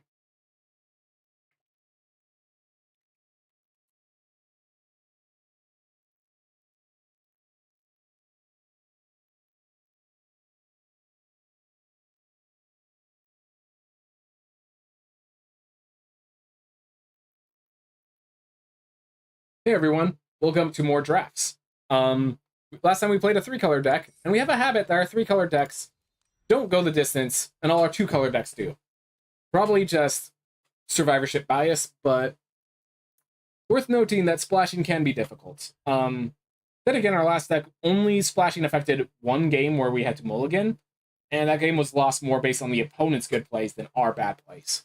So, and our opponent went 5-color. So, yeah, probably not best to take one sample size cases and treat them as a general end all be all. So, yeah. Either way, we are jumping right back in. We are hoping for a better draft. We are hoping for a more clear line of what our lane is. And honestly, like, I know a lot of people have been going Desert 5-color, and that's the powerhouse. But because so many people know it's the powerhouse, 2-color just grab the best cards.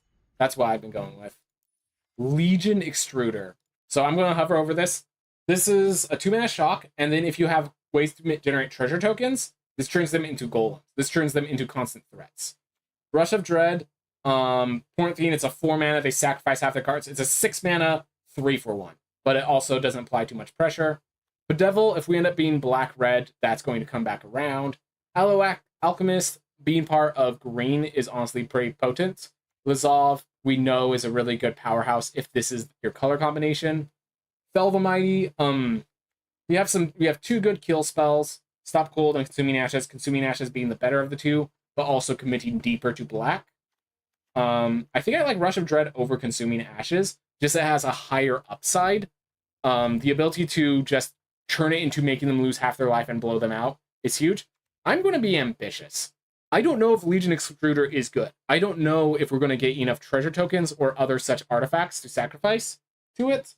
But the fact that it's a kill spell on turn 2, and then it has the potential to be more, I'm going to test. I'm going to give it an opportunity. Vanishing Verse is a really good if we want to go white-black. Scalestorm Summoner, I hear, is one of the best uncommons in the format, and it sticks to red. Train Arnix, though, is also the best white card. I don't want to commit too much onto things. I think right here I just picked the best card. So it's between Trained Arynx and Scalestorm Summoner. I'm going to go with the Scalestorm Summoner for now. But yeah, this is honestly an interesting one. Trained Arynx, in case anyone was wondering, is the best white common in the entire format. But red, a lot of people see red as the worst color because cards like Rodeo Pyromancers aren't really playable. But because it's the worst color, you get this opportunity where people will just pass you all the cards. This will be the only red card in the pack, though. So we do have to figure out where we're splashing, where we're pulling out. But also, this is the only white card in the pack. So I'm just going to stick red for now. But it's a very close thing. Frostification, we could try that out. I think Spinewood's Armadillo, though. So Frostification is a great card with, like... You know what? Honestly, is a great card with the cards we already have. That is worth considering. That's staying on color, and it's a great card with cards we already have. But Spinewood's Armadillo. So it's an amazing powerhouse. We lost the game because the opponent played a Spinewoods, and we couldn't really deal with it. Like, look, Trick Shot literally will not kill Spinewood's Armadillo, and it costs just about as much. So, very good card. If we end up going multicolor, the fact that this thing can get you a desert, gain you life, it's great for late game. It's great early game card to get you to the late game, as well as a great late game card to make sure you win said late game. Frostification might table in a way that Spinewood's Armadillo will never table. Do like the Nimble Brigand, do like the Hard Bristle Bandit. Also, if we want to go Scalestorm Summoner, we want to go green-red.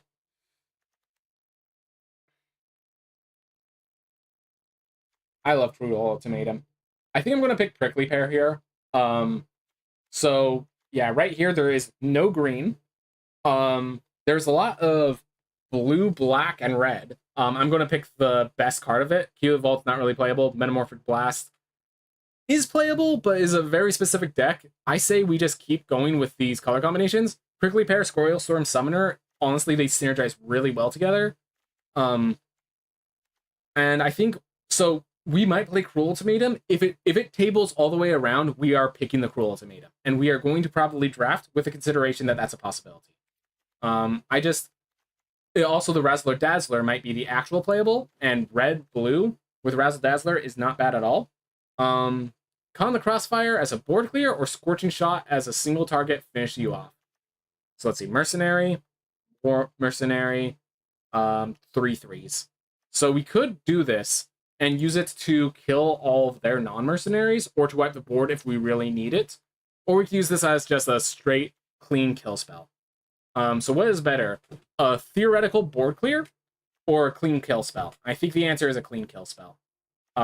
Repulse is a painful loss.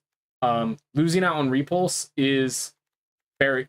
And, like, we saw how good Jailbreak Scheme was in the last one. But, like, Scorching Shot, we have ourselves a kill spell. Let's take advantage of it. Who knows? We might just go monocolored. That has happened before. Why not give it the opportunity again? That being said, Rodeo Pyromancers is so bad, we would rather pick... we can look into Rakish Crew. It is a bit slow. It's 3 mana for a 1/1. Arid Archway does help us make sure we get to... We can fetch out with the Spinewood's Armadillo. It makes sure we get all our land drops we need. But right now, we're kind of aggressive on our curve. Tiny Bones joins up, just doesn't make sense. So I think it's either Rakish Crew. We could Hypothesizzle, but that's like... I think that's committing too deep to the blue-red, and we don't even know if that's where we're going. The Arid Archway is a consideration, though. I'm going to just pick the Arid Archway, I think. Just the ability to make sure no matter what color we are, we get those lands. And here, Crom now justifies splashing blue. The ability to have just these really cheap 2-mana cards that then we then get the double spell turns. I think double spelling is quite powerful. The fact that this is pick 7, no one's going for Crom, basically tells us this lane is very much open to us. So now I'm going to start drafting as if we're blue-red. Whenever you cast your second spell each turn, you may sacrifice an artifact and copy it, or deal more damage. I think this is... Okay, so here. Baseline. 3 mana, 3/3 menace. Done. This card's good. I think we're going blue-red, and this is a great reward for that. This is pick 8, so no chance it rotates around. And this basically tells everyone, hey, red, blue is open because everyone else has seen this pack. The person we're passing it to was the person who had the pack in the first place. Return the Favor, Stop Cold, Iron Fist, Pulverizer. I'm going to go with Return the Favor for this kind of deck. I'm saying we have all the cards to go the color. Return the Favor, copying a spell is potent. This is basically, if they use a kill spell, we could spend 4 mana and turn their kill spell to their creature and then copy it. So this becomes a 3-for-1 if we use it on a kill spell. A little difficult to have the mana open, but that's the only issue. Royal Pyromancers is so bad, I think Seals of Secrets is the better play. Silver Deputy is so bad, I don't care that we have Legion Excluder and Breaches. We're playing Seize the Secrets instead. Razzle Dazzler is, I think, the route we want to go. We look like we're going to be doing red-blue, and Razzle Dazzler is the exact 2-drop you want for that red-blue deck. No one else wants it, we take it. Key to the Vault, I don't think is really where we want to be. Honestly, Lava Spur Boots, I would prefer. I'm going to put in our sideboard, but just the cheaper body is genuinely where I want to be. And even though it's my colors, I'm sideboarding it. Oh, Tiny Bones is so good. Oh, Commandeer is bad. Intimidation Campaign. There is Insatiable. Okay, so here's the question. Do we speculate the splash because Tiny Bones is that good? How's it going, Gogstrong? I'm doing well. I'm drafting a deck. We are playing red-blue. I think here is my statement. Seems like red was wide open and blue was open enough for us. Tiny Bones, so to be clear, Tiny Bones is insane if we can play it. The fact that it's turn 1 means we have to be focused black. I don't think we're there. Irascible Wolverine is more playable, probably good enough. I think we'll go with Irascible Wolverine, but oh man, I could very much see the justification for Tiny Bones, but just like our deck, it looks like we can actually do the double spelling deck, and Irascible Wolverine is great for that double spell deck because it's plots for the turn. Your spells are cheap anyway, so you can play this on turn 3 with you can play this on turn 4 with no issue because Crom's your big powerhouse at the top end. So I'm gonna put the Arid Archway in here just so we don't hide how many playables we have, because lands will see the deck, but they are not playables because the idea is the playables are the non-lands because we get as many lands as we want. That Arid Archway will probably end up making the deck, but it's not among the playables. All right, Mind Raider. Let's see. How many creatures? Horror, not rogue. 1, 2, 3. And as for early game, none. Oh, yeah, that's a wizard. So Skewer the Critics, I think, is the pick here. Plan a Heist. It could be Plan the Heist, actually. So this is the tough question. Skewer the Critics or Plan the Heist? Skewer really helps our double spell in just powerhousing our way through enemies. Plan the Heist helps us actually survive to the late game. We already have a Wolverine and a Seize the Secrets. Heist might be a little too expensive. It's difficult. I'm going to go with a Skewer, but it's very close. I could very much see the Plan the Heist saying that, hey, the red cards aren't making it, or are going to make it around. These might not. All right, Step Between Worlds. I think that's not where this deck is. I think a Jailbreak Scream is actually much better for our deck. Reckless Lackey, very aggressive card. Our deck is aggressive enough to play it. Legion Excluder takes good advantage of that treasure token. So that is something. Do we have anything to do with the first strike? Any good combat tricks? Prickly Pear gives it +1/+0. Reckless Lackey is not a bad play, but I think the Reckless... Here's the thing. Reckless Lackey always makes it around. Jailbreak Scheme does not. This is a win condition for us. We saw in the last deck, this card actually will win you games, as well as being effectively a kill spell. No, it's not actually a kill spell, that's close enough. Fleeting Reflections, cool. Harrier Strix, cool. Explosive Derailment, here we are. Yeah, so we might end up not getting any cards around later, but I think just having a 3-mana kill spell in our deck is fantastic. The fact that it also destroys artifacts, hey, that's great.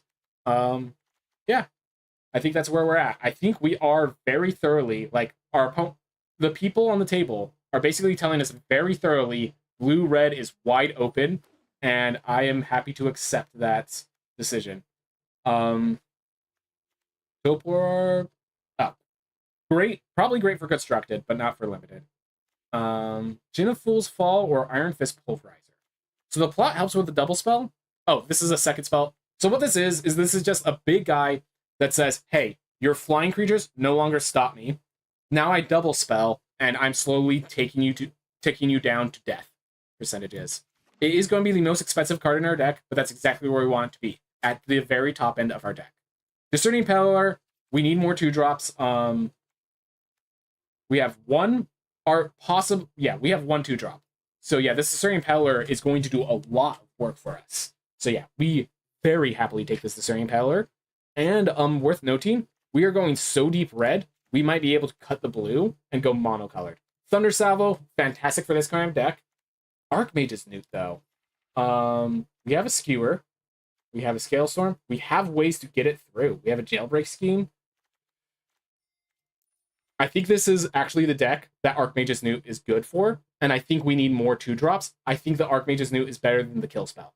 But we happily take the Thunder Salvo. It's just this card with our cheap spells that like us double spelling. It's insane. All right. Take the Fall, I think. The ability, 1 mana, draw a card. Even if the trigger doesn't happen too often, as I said, 1 mana, commit a crime, draw a card. Good enough.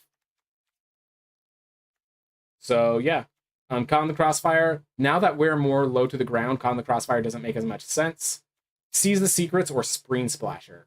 I think we're going to go with Seize, because I don't know if we're going to get enough card draw. Let's see. Oh, this draws a card? Okay, Seize the Secrets draws a card. So 1, 2, 3. With a Take the Fall to help us commit combat tricks, I think the Seize the Secrets is slightly better. But that is much closer. Mind Raider. So one of my big concerns with picking that instead of the Spreen Splasher is we might not have enough creatures. This Mind Raider helps make sure we have enough creatures. Reckless Lackey, I am taking. The Take the Fall is kind of potent. The fact that Mercenary on turn 1 is pretty good. The fact that double spells then creates a treasure token and a card draw, fantastic. Sideboard the Key to the Vault. Again, even though it's our colors, I don't really want to play it. I'm going to sideboard the Gin of Fool's Fall as well. I don't really think that's where our deck wants to be. All right. I think we have to tick this. 5 mana, deal 5 is good enough. You play that every time. 8 mana, kill, win the game. I think even though we're a low to the ground deck, that possibility is good enough that we take it. We're losing on Canyon Crab, or we're losing on Razzle Dazzler, but I think this one's going to road table even if this won't. I think, yeah, that is my statement. If we could splash, this would be great, but we are already at 20 playables. We're not splashing. I am playing Crackle Tower. It's definitely our most ambitious pick, but I think the Razzle Dazzler is tabling. There's no reason to make the safe pick when the non-safe pick, you still get what you're looking for. All right. I'm kind of interested in Boombox here. Quick Draw, I just don't really see that being that good. Bristling Backwoods, do we even have anything that likes crimes? Like, we have things that commit crimes, but nothing that says, thank you for committing a crime. Yeah. We don't have anything that really rewards you for committing crimes. We just have a lot of crimes. We have enough playables. I think I'm going to grab this Tunnel Pylons. Might not put it in the deck, but it's like, we're playing nothing else in this pack. All right, Hellspur Brute. Let's look at our curve. We have 1. I'm going to count that as 2. 3, 4, 5. All right, so we have enough early game, I think. Because Hellspur Brute is the top end that we want. Even if we don't have many rogues, just a 5/4 trample on 5, that's big. That's good enough. Even if it's not really coming in that often or cheap. Yeah. So basically, if we're playing this at full mana, we are genuinely happy. This is a win condition. If we're paying it for less, which we will with a Pirate Lackey, a Mind Raider. It's very possible we pay this for less. So, do we want 2, though? That is a big question. We need to really consider 1, 2. Ooh, Prickly Pear does a lot of work to make that good. All right, I'm going to go with the second one. Reckless Lackey, it's like it works in our deck. We're playing it, but I don't think it's good enough to pick here. Yeah. There's another Hellspur Brute. Marauding Sphinx. Okay, so what has just happened is we got all of our top end. I think because we have the 2 Hellspur Brutes, we don't even bother with the Marauding Sphinx. I think the Slick Sequence will do more for us. We are already the blue-red deck. We're not getting lane up in the game that things are going to pass back around. We always are happy for kill spells. This is a kill spell that draws a card a lot of the time. Yeah. Scorching Shot is more damage, but like literally kill spell, draw a card. You don't get better than that. I think we picked the Highway Robbery. So the Highway Robbery is going to allow us to splash more. This is Outlaw.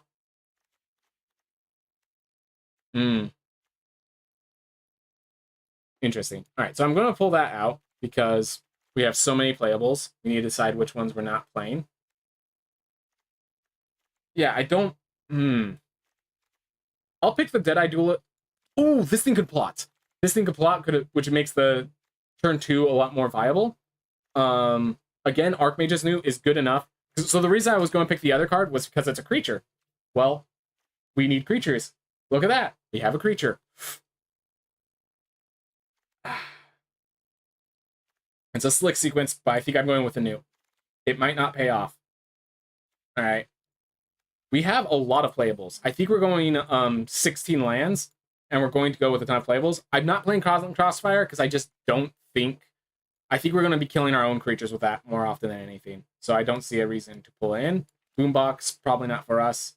Discerning Peddler, sure. Another 2-drop. Seize the Secrets, more card draw, possibly. Yeah, we have a lot of cards we can play. Yeah. These were the colors that were open. And I think we did good. Not grabbing the second Slick Sequence, grabbing the Archmage's Newt instead might cost me, but at the same time, we have a lot of kill spells. It might not matter. We might be able... Because here's the thing, if we could get that Archmage's Newt through the opponents, that is card advantage every single time. So right now we're at 43 playables. So let's just really quick. So I definitely think the Mind Raider is not really the card we want. We have 14 creatures, 12 non-creatures. And what's the spread look like? So I just want to note, the rogues are because the Hellspur Brutes, the mercenaries are a lot more potent. The Crom means the cheap spells are a lot more potent. Breaches is... Okay, so here's the thing. I was going to say Breaches isn't really that strong. It's a 3-mana, 3/3 menace. I don't care if its other ability never triggers. This is good enough. So yeah. So that's definitely a theme. Scalestorm Summoner, I'm not sure how often we're going to trigger it. So we have... Okay. So you just need to control a creature with power 4 or greater. So this can go turn 3 Scalestorm into turn 4 Hellspur Brute because it's a Warlock. That's all I needed to hear. We're keeping the Scalestorm Summoner in the deck. I'm wondering if this isn't a double spell deck. Like, what if the Archmage Newt was the mistake? Well, So we have 3 cards we have to take out. Take the Fall becomes a lot better when you realize how many rogues we now have in this deck. Let's look at our card draw. So we have Crom draws cards. Seize the Secrets draws cards. So these are 3 cards that help us give us card advantage. Technically 4, 5 if we can make it work. 6. Then we have a card that cycles. We have a card that cycles. So yeah, we have plenty of card draw. So we might want to just lower the curve a bit, but this is a 4-drop at most with our deck. At this point, this is a 4-drop at most. So that's pretty nice. Our curve is 2.5. Yeah, that's pretty good. Peddlers help us get our lands, so we definitely want to drop a land. I think that's where we're at. 73-38, so we'll drop an island. So Return the Favor being at worst a 3-drop. Let's see. Do we ever hold up our mana? I think this is the problem. So I think I'm going to get rid of the Return the Favor. It is a 3-for-1, but we have enough card draw, and we want to be playing cards on the field. We don't want to be holding back all the time. In addition, because we have so much cycling and card draw stuff, I think the second Seas of Secrets gets pulled out, and like that. I think that's our deck. Is Legion Excruder... Should I just pull out the Legion Excruder or the Mind Raider? That's honestly a consideration. Because we have Discerning Paneler into Mind Raider. I think 2 mana deal 2 damage is good enough. And the fact that I can do more is great. This Highway Robbery probably... Oh yeah, God. With all of our card draw, we probably could just get rid of the Highway Robbery then. I honestly... I think the Conduit Pylons... So I might play the Conduit Pylons just because of the Surveil trigger. I don't think the Arid Archway makes sense anymore. We are already down to 16 lands. We don't need the hits. We need the curve. I'm thinking about the Conduit Pylons because it does make our mana base a little more difficult, but it's an impactful theme. So this is a 3-drop. Yeah. Let's look at that. Let's look at our specific. So possible turn 1. 1, 2, 3, 4, 5 cards we could play on turn 2. 1, 2, 3, 4, 5 on turn 3. And then we have 3 late games. Huh. Yeah, I just think this is our worst 3-drop. And this 3-drop is very consistently getting us treasure tokens. If we remove it, why are we even putting it in its place? We don't need a Pulverizer. We don't need more top end. The other creature we'd put in is another one. So yeah, I think we're good on that. 14 creatures, 10 non-creatures. And yeah, let's really quick just look at how many kill spells. So combat trick, so 1 kill spell, 2 kill spell, 3 kill spell, 4 kill spell, 5 kill spell, 6 kill spell. I'm going to count that as 7 kill spells in this deck. And then we have card draw, card draw, card draw. And I think we actually... This Highway Robbery does not make sense when we have another Seize the Secrets. So I think that's the one little change. Because yeah, why Highway Robbery for 2 when we can Seize the Secrets for 3? I mean, for 2 as well. And like, this we have to discard a card. This we just draw 2. The only thing I can think of is pull out the Seize the Secrets, put in another creature. But the other creature is Mind Raider, which is the creature that will go first. We have 3 Seize the Secrets? I think that's too much card draw. I think we have more than enough card draw as it is.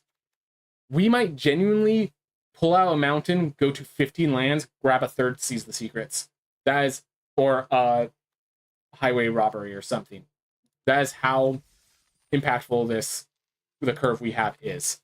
I think that's where we're at. Yeah. Let's see if the double spell deck does well. We did not get any Thunder Salvos. There are a bunch of... We do have the sequences and stuff. I will state that once we go above 2, these are getting a little difficult. Alright. I'm going to keep this hand because we have more red mana than blue. And we have Archmage's Newt into Take the Fall if they try blocking. Into, if they don't block, Take the Fall into Take the Fall for some card draw. So yeah. I'm perfectly fine just playing Archmage's Newt. Attacking with it. Alright. They block. They don't block. Alright. I think, yeah, I'm just gonna... We're just gonna stay on curve. Prickly Pear's great.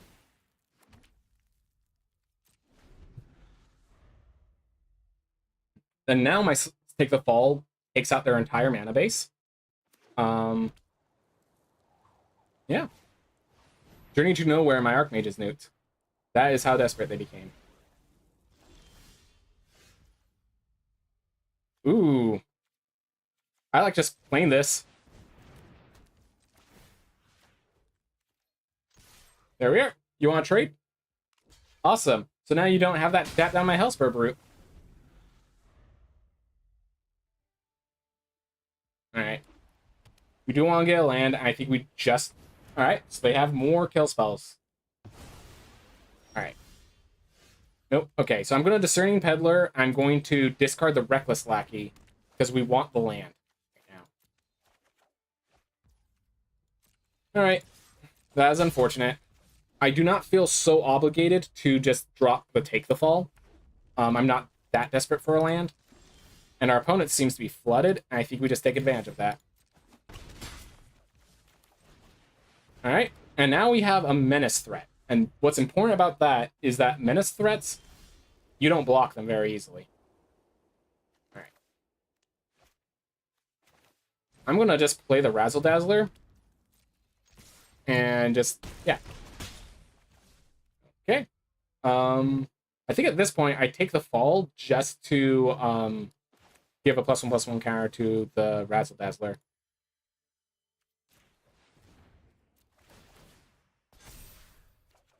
There we are. Awesome. Strange. So yeah, the reason I did that is just at this point, I don't see how they get back into this game.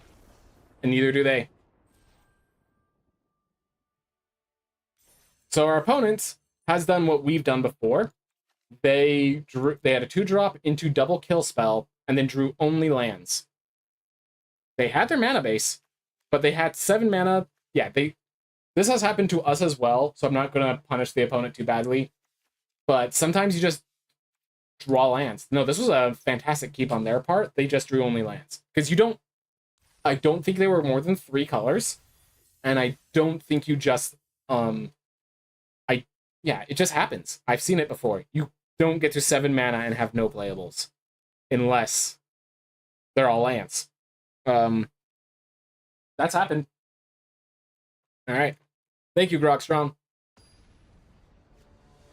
But yeah. Just slowly move your way through. But we have the double spell deck. Alright. Opponent goes first. So we can plot the Erasable Wolverine. We can... So we have such strong 3-mana plays. I'm going to keep it. This is really weird, because it's like, all our plays are on turn 3. Which isn't where you want to be. But, if our opponent's going slow enough,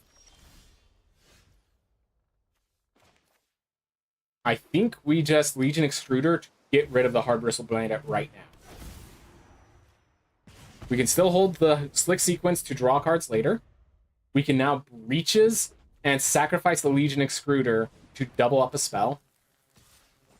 Alright. I think with a 2/2 in play, I just play Breaches to kind of force them into a bad position where they have to respond. The Irascible Wolverine is pretty great, but I think this is good enough. So yeah, so what I can do this next turn is if I can get the land, I can Razzle Dazzler, Slick Sequence something, sacrifice the Legion Extruder to do it again, and possibly either kill the Freestar Commando, or kill, like, tails, I shoot it, heads, so I can use this, shoot Razzle Dazzler, then I could Slick Sequence. Okay, so here's the play. So we're going to do this. We're going to attack with Breaches. See if they double block. Perfect. Now I'm going to Slick Sequence, targeting the Freestar Commando. I'm going to use its ability, choosing to sacrifice Legion Extruder. It will either make a copy of Slick Sequence, which draws an additional card, perfect, or it deals damage equal to it, which is 2 damage, which still kills it. Just this way draws us an additional card. Awesome.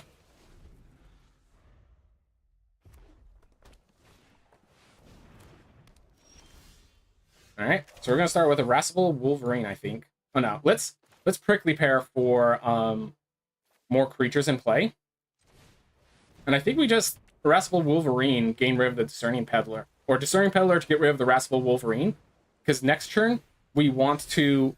Like, we're in the position where we're just, like, going, gone. So next turn we want Crom and Discerning Peddler.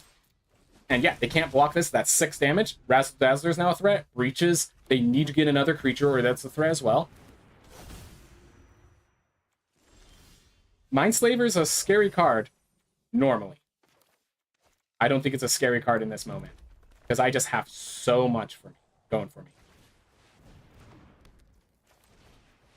Because now Crom draws me a card. This is now even bigger. Like, if they Mindslaver me, I don't think I care. I don't think they can kill me with it. Then I make this even bigger. So this is 5, 6, 7, 8. I'm going to leave up these as blockers, I think.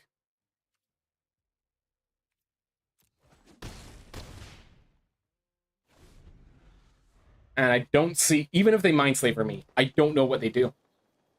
Like, they can't, I have no kill spells for them to use on my creatures. Yep, so this is the correct play. They have to Mindslaver and hope they can get a kill spell or something.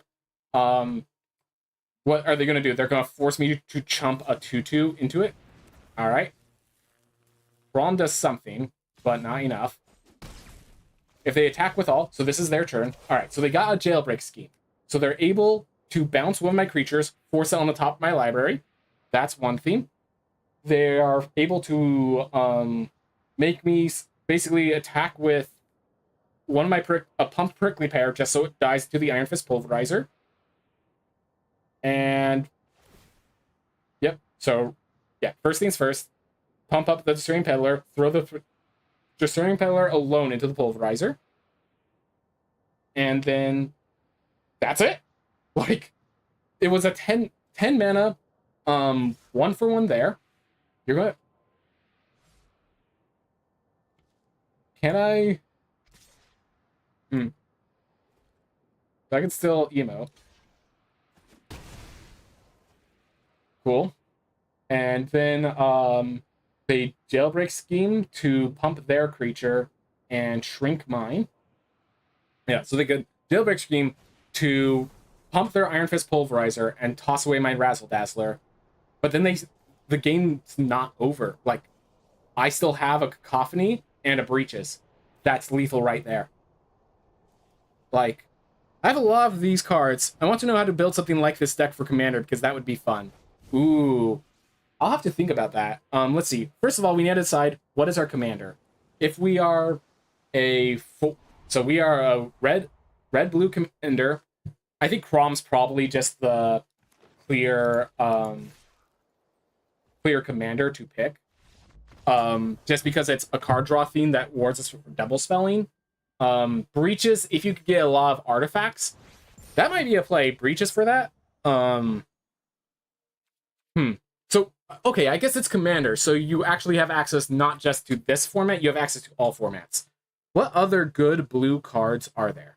Well, I guess here's the first thing, Goroxtron. What do you want as your Commander? Do you want to be Crom? Do you want to go heavy double spelling? Do you want it to be Breaches and go more with artifact synergy? I just realized that shove the Breaches down here.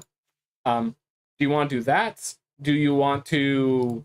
Like, first you need to decide what is your Commander, because then that helps you pace your deck. Because if you go Breaches, suddenly you want to play you want to play more artifact spells, because if you can duplicate...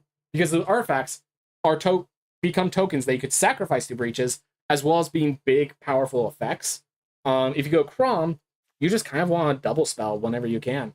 Yeah, so let's say Crom. So yeah, so I want to state this is probably... So yeah, so we Crom for our double spell effect, and from there, we do probably want more cheaper cards that you can double spell with. Crom plays well with kill spells, where it's just like, what was it? We have that 2 mana deal 5 damage. So Slick Sequence plus like the Scorching Salvo. Crom is very much just generic. Hey, this is your card draw engine for any 2/1 spells. So you do have to keep drawing more. So I don't think it's your only card draw. Generally, so specifically Commander, not Brawl. If you're doing Commander, not Brawl, you generally do need some sort of top-end game plan. Crom more synergizes into multi-spell effects. I would say your win condition, you might have to go with like a Grape Shot strategy with storm effects that go wild. What's another play you could do? Because it's cast a second spell. Any card that when you cast it discovers, those will double spell. So if you play Geological Appraiser, 4 mana, discover 3, When you discover that card and cast it, that's a double spell. That's a single card that double spells for you. So I would say definitely value Cascade and Discover. Of course, those cards are insane, but we're not using it for the insane effects because we're playing Commander and we want it to be fun, not overpowered. I would say lean away from counter spells. Lean more for bounce spells, because bounce spells you can play when you want to, not when they want to. In addition, they are cheaper, so you could probably double bounce spell and get a card draw off of that. So Repulse plus Fading Hope or something like that is probably more powerful than having 3 steps ahead and a wash away, because if they only play one spell, you can't double spell. Other than that, I would say with Commander, you always want to try to find those cards that are just the Commander cards. The big powerhouse effect that just changes the game. Crom is... Okay, I'm not going to look at that anymore. But yeah, Crom is very generic. He just gets bigger and draws cards. We can't turn the game big. The main theme with that is Crom... The basic way I see Crom is you are using this as an eventual win condition. You do have commander damage because you are a growing threat, even if it starts out slow. So yeah, it would be, let's say you attack the first time, it has 1+1/+1 counter, so that's 3, then 4, that's 7, 5, that's 12, 6, that's 18, and you're threatening lethal on the next attack. That is a little slow, but okay, because of that, I was going to say you can Ancestral Anger, but Ancestral Anger you can only play one of, so I think there's a spell that gives you +3/+1 and exiles the top card of your library. I would definitely say those spells that like cycle through your library make you get to your engines faster. Those cards with Crom just end up... Basically, it adds a multiplication effect to where you get so much card advantage that you can basically do whatever you want, and then you should have spells that pitch your cards, like Commandeer, which is exile 2 blue cards from your hand to take control of target spell. That's a great card, because it's not costing you any mana, it's costing you your card advantage, but you're getting so much card advantage off of Crom. I would say you would go for that more double spell, like those cheaper cycle through your deck stuff into spells that really take advantage of the fact that you have 7 cards in hand. That is where I would go with Crom. But yeah, Reckless Impulse, cards like that. I am mulliganing this hand. I'm going first. I have 1 land. Not happening. All right, here we go. Because we have no creatures in this one, I am going... Or because we have no outlaws in this one, I'm pitching the Hellspread Brute. My plan is newts into spells. So, first thing, go with the newt. I think we still start with a newt. We want to give them a threat that they have to kill. If I draw Take the Fall or something, this synergizes well with it. I can seize the secrets either way at the end. Discerning Peddler, I just don't have anything I really want to discard right now. I've seen this play before. It's almost like I had this last game, or a previous game. Alright, fair enough. I'm going to seize the secrets. I know it's a bit anti-tempo, but I think this is where I want to be. Okay, so they're going to Mind Raider, and I think... Okay, so this is ambitious, but I think it's worth the play. I'm going to Crom, and I'm not going to draw a card off of Crom this turn, but next turn I have Discerning Peddler into Mind Raider. This does leave my Crom vulnerable to a kill spell. I'm not denying that. That is a very bad decision in that aspect, but I think it's worth the play because it forces a kill spell from their hand, which they might not have. And it also means they're not going on curve. All right, so they journey to nowhere. It is off curve, so I do take some advantage from that. All right, Razzle Dazzler into Discerning Peddler, discard a land. I think that's the play. I'm going to discard the blue, by the way. I think we have more red than blue, so we want to do it like that. All right. Next turn, we're hoping to draw Mind Raider plus something to play. If they attack with Mind Raider, I can block with Discerning Peddler.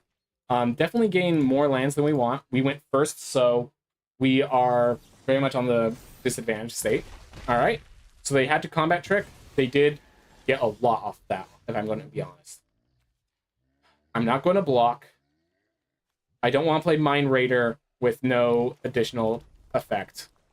This is a very bad position to be in now. Because I drew 4, 5, 6, 7, 8 lands. I drew 8 lands, and that is costing me severely. I think I need to make Razzle Dazzler a little bigger before I... Alright. I think I just take the Fall Mine Raider, and I just do it now because I want to... Like, I don't care about the damage they're dealing. I care about Razzle Dazzler gain vigor and to actually draw into my threats. So I'm just playing it now.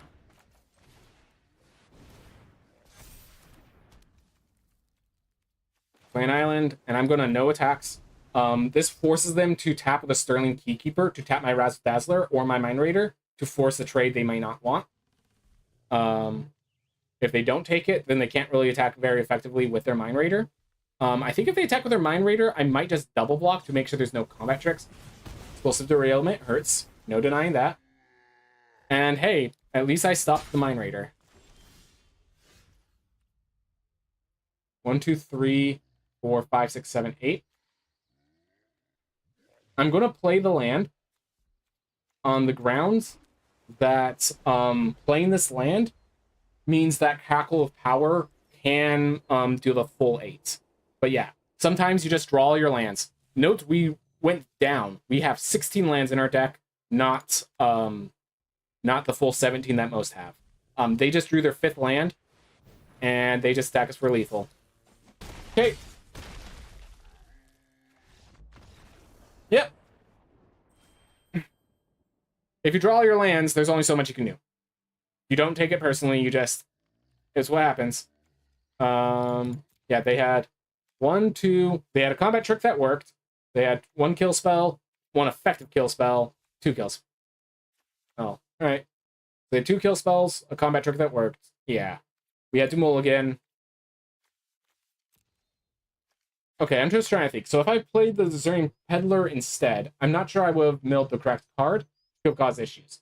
If I waited till I could double spell to play the Crom, there were a few plays I could have done differently, but I think just the amount of lands was the fatal. I think even if I played that differently, like I played the Discerning Peddler into the Mine Raider, then Crommed into something else, like even if I did that differently, I think we still have the same issue, that just the lands are too much for us. The newts might have been better on another turn, though. Saving the newt, not just immediately attacking with it and trading with the Keykeeper, I think that may have been a better play. The reason I went for that was basically we want them to think they're the control. Like, they are the control. That is, we went first and we went down 1 card, so already they have +2 card advantage the moment the game begins. We're not going to win a late game unless we get a lot of card advantage. Crom was the means to that. I think, and it was very clear we could not rely on Crom. Alright. So our deck has 9 mountains. If we draw, so we have 3 draws on a mountain to play Porcupine, 2 draws to play Discerning Peddler. We can discard the Scorching Shot.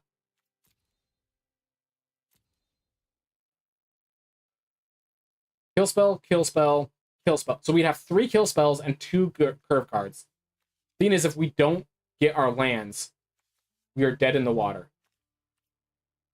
So 1 and 9. So it's 9 out of 33. And we have 3 draws at it. Because we have 3 draws at it, and because there are 9 mountains in this deck, I'm going for it. Whew. That is not an easy keep. This Archmage Newt makes me feel a lot better about it, but it was not an easy keep. Malcolm the Eyes is a scary card that we want to get our red to kill ASAP. We want to Legion Extruder and just eat that thing up. Yeah. Oof. Alright, so they Thunder Salvo, and we need to draw a mountain right now, or I think we lose the game. Thank you. Alright. I'm going to Prickly Pear first, because this puts threats out they have to deal with. Malcolm might investigate, but I can possibly Explosive Derailment to destroy a creature and that artifact. Yeah. I think I'm fine. They plot a loan shark, which our explosive derailment can deal with. Perfect. Alright. I think now... Yeah, I think now we do the Legion Extruder. Discerning Peddler, if we miss on the land, the Discerning Peddler has issues. We can't double spell because everything's red. Everything in our hand is red, and we have one mounted. So now if they have Loan Shark, we can Explosive Derailment it. So that is not how you play. So what you can do is you can cast the Loan Shark while it's on the stack, you can Slick Sequence, you get a card draw, and you get the Loan Shark. So that you did that wrong, and I am taking advantage of it. Alright.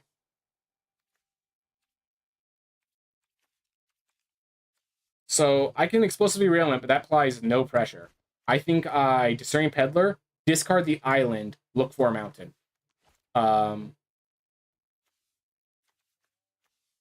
Yeah. If I just Explosive Derailment, this is just not where I want to be. And if I get that mountain, I can get a Scorching Shot as well. Perfect. And so now we can kill this, keep our pressure on. There's no flash creatures in blue and red. So we are good there. Unfortunately, because of all the red, we still can't Slick Sequence. Alright, we can Slick Sequence now. Yep, I'm going to just play that. Nah.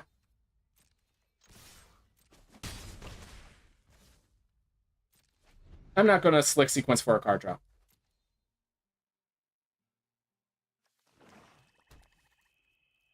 The fact that Archmage's Newt can bring back an Explosive Derailment is pretty nice. Intimidation campaign, alright. So they now have a way to win the late game, which we need to deal with. Perfect. What spells can Archmage? Just Explosive Derailment, that's not an artifact. Okay. So we just swing in. So we can Slick Sequence, and then in response, I don't think we need to. I think that is... So I'm not going to Slick Sequence there because I don't think we need to spend the arc. Like, it's a resource. This is a kill spell that we would have to sacrifice just to get some damage out. We would get 4 damage and we draw a card, but we can just do that this turn instead. Alright, so this is their way to do crime. I think I'm fine with that. Alright, so then we could Scorching Shot the 4/4, Slick Sequence the Vile Smatcher.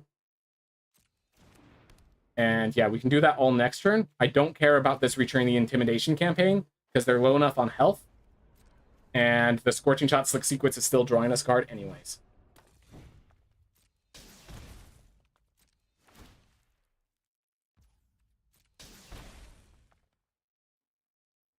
Yeah, they can't play it because they're out of mana. Alright. So let's Scorching Shot, kill this. Slick Sequence, kill this.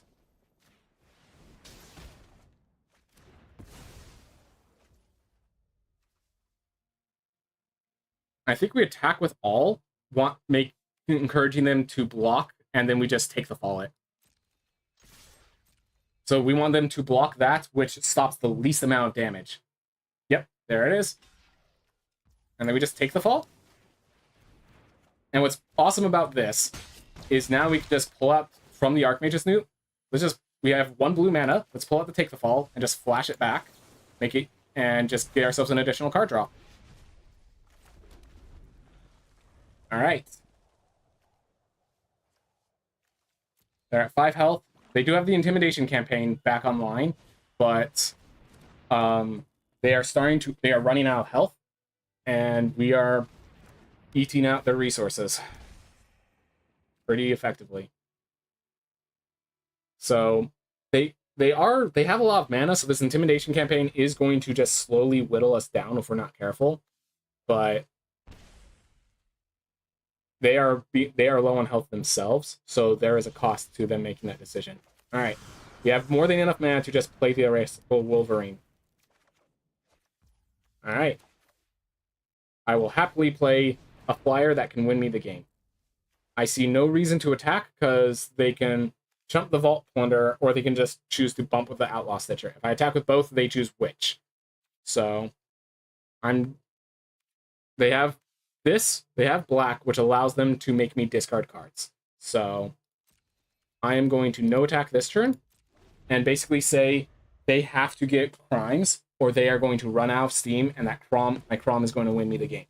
The Seize the Secrets is actually very valuable as a way to get more mana, but if I do not close out this game soon, this Intimidation campaign will win them the game, because this will constantly, this is a constant source of card draw.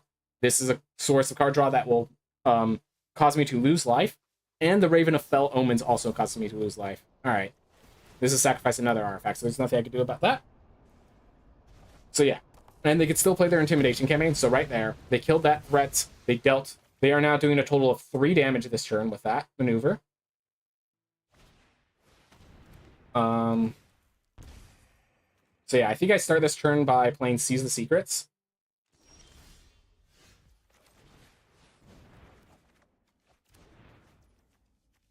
I'll be clear, I was not expecting a double Seize the Secrets turn, but that's where we're at.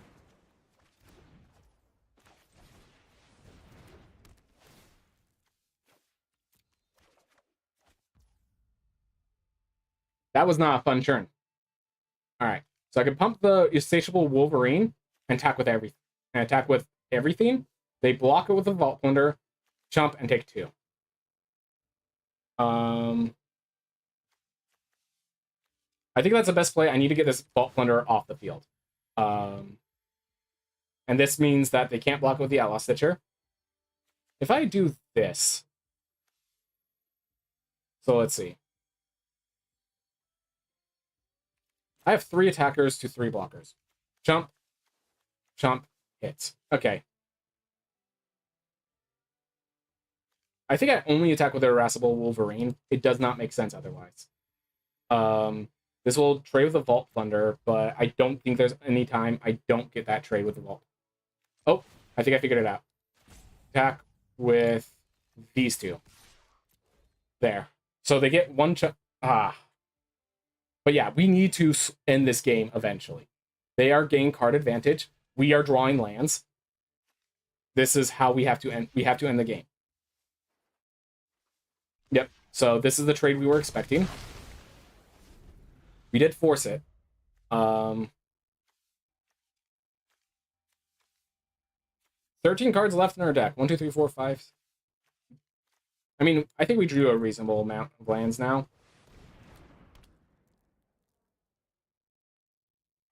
So that will win them the game if we don't do something about it.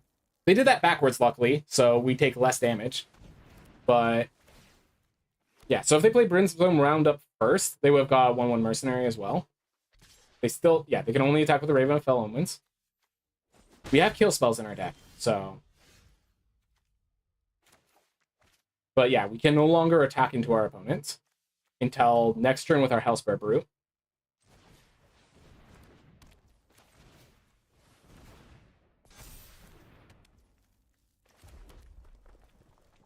Yeah, if I attack with 3, kill, bump, trade.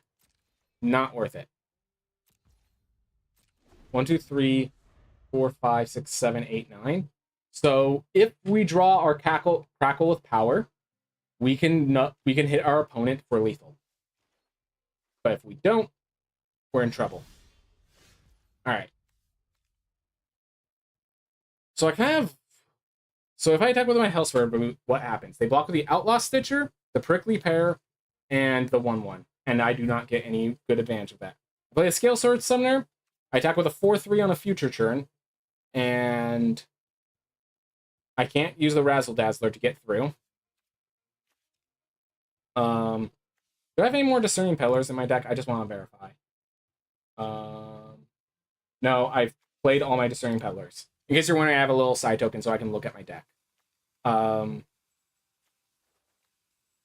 no other. If the only other one is, yeah, I have no other cards to loot my lands, so I might as well just play them.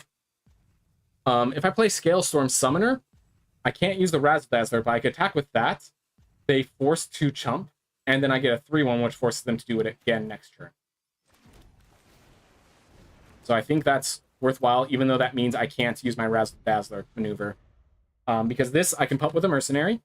I attack, it makes a 3/1. They have to block, probably killing their Outlaw Stitcher, and oh my god, they're about to get all the card advantage in the world. So yeah, I need it. Okay, and the fact they're not playing anything tells me there's a land on the top of their deck. Thank God for us. 1, 2, 3, 4, 5, 6, 7, 8, 9, 10. Okay, so we are even on our land screw issue.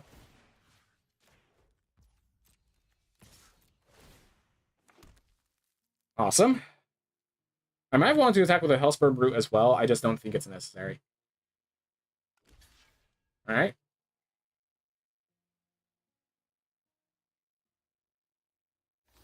Cool. So I took out 2 of their creatures. It's now 4 versus an army. Yeah, no reason to hold them land. 1, 2, 3, 1, 2, 3, 4, 5, 6. 1, 2, 3, 4, 5, 6, 7 versus 4. All right. So they had to land on top of their deck. So they're about to plot a ton, and then we just swing it. Oh, they don't. All right. So this is either a counterspell, I don't care, or this is not a counterspell, I don't care. So I think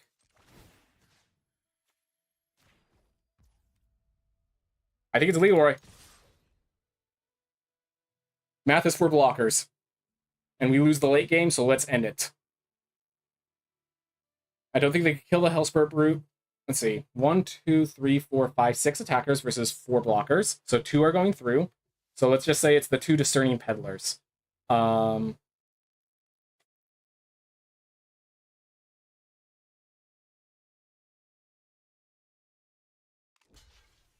So yep, they block the Raven there. If the 2 Discerning Peddlers, they go to 3, and then 2 gets a Hellspur Brute. All right, so that blocks the Hellspur Brute. Let's see. Trades with the Raven. Yeah, because the Hellspur Brute has trample. Yep. And because I was able to read, they had no card. They did not have they had a land on top of their deck, so they couldn't do that. The other alternative is they might have had a counterspell, but if they had a counterspell, they would have used it to make a 2/2, and their greed of not using the 2/2 cost them the game. I should have pumped the Hellspur Brute, though, because that trample means that there's only so many options that our opponent had. All right. Our opponent could have survived that turn, but they just decided it was better to sacrifice themselves, which I don't understand. Oh, because they know the next card on their deck is the land. So they know that if I don't kill them this turn, I kill them next turn.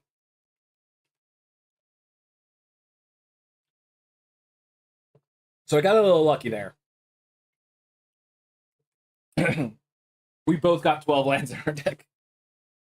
Actually, because we both only had 10 cards left in our deck I think that was fair, balanced stuff. That's exactly the numbers you'd get. All right.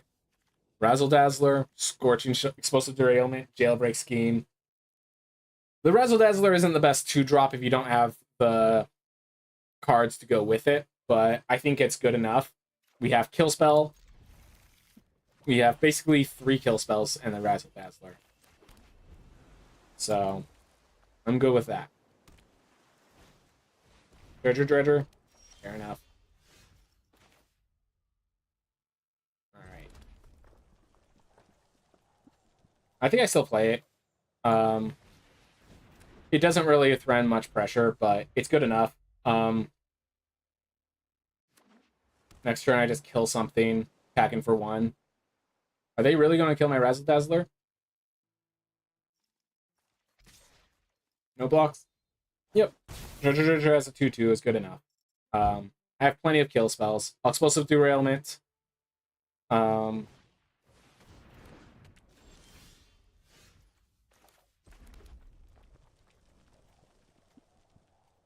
so I can Explosive Derailment this theme. The next turn, attack. Scorching Shot, attack Skewer. Or something of that nature.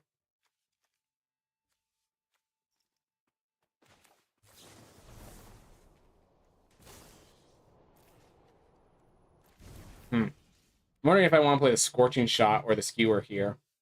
I mean, this is the more expensive card, but it's also the more flexible card. I think I'm fine with it. We do need to put a stop to our opponent's aggression, because our hand tells us where the control spell deck, but I think there's limits to how much we can control it. So yeah, so the idea is they will play a 4-drop. We will then Scorching Shot. Yep, perfect. This is actually exactly where we want it to be. So now, right, opponent has no mana, so now we kill the Geyser Drake. And that allows us to attack him with Razzle Dazzler, which allows us to skewer the critics, the Treasure Dredger.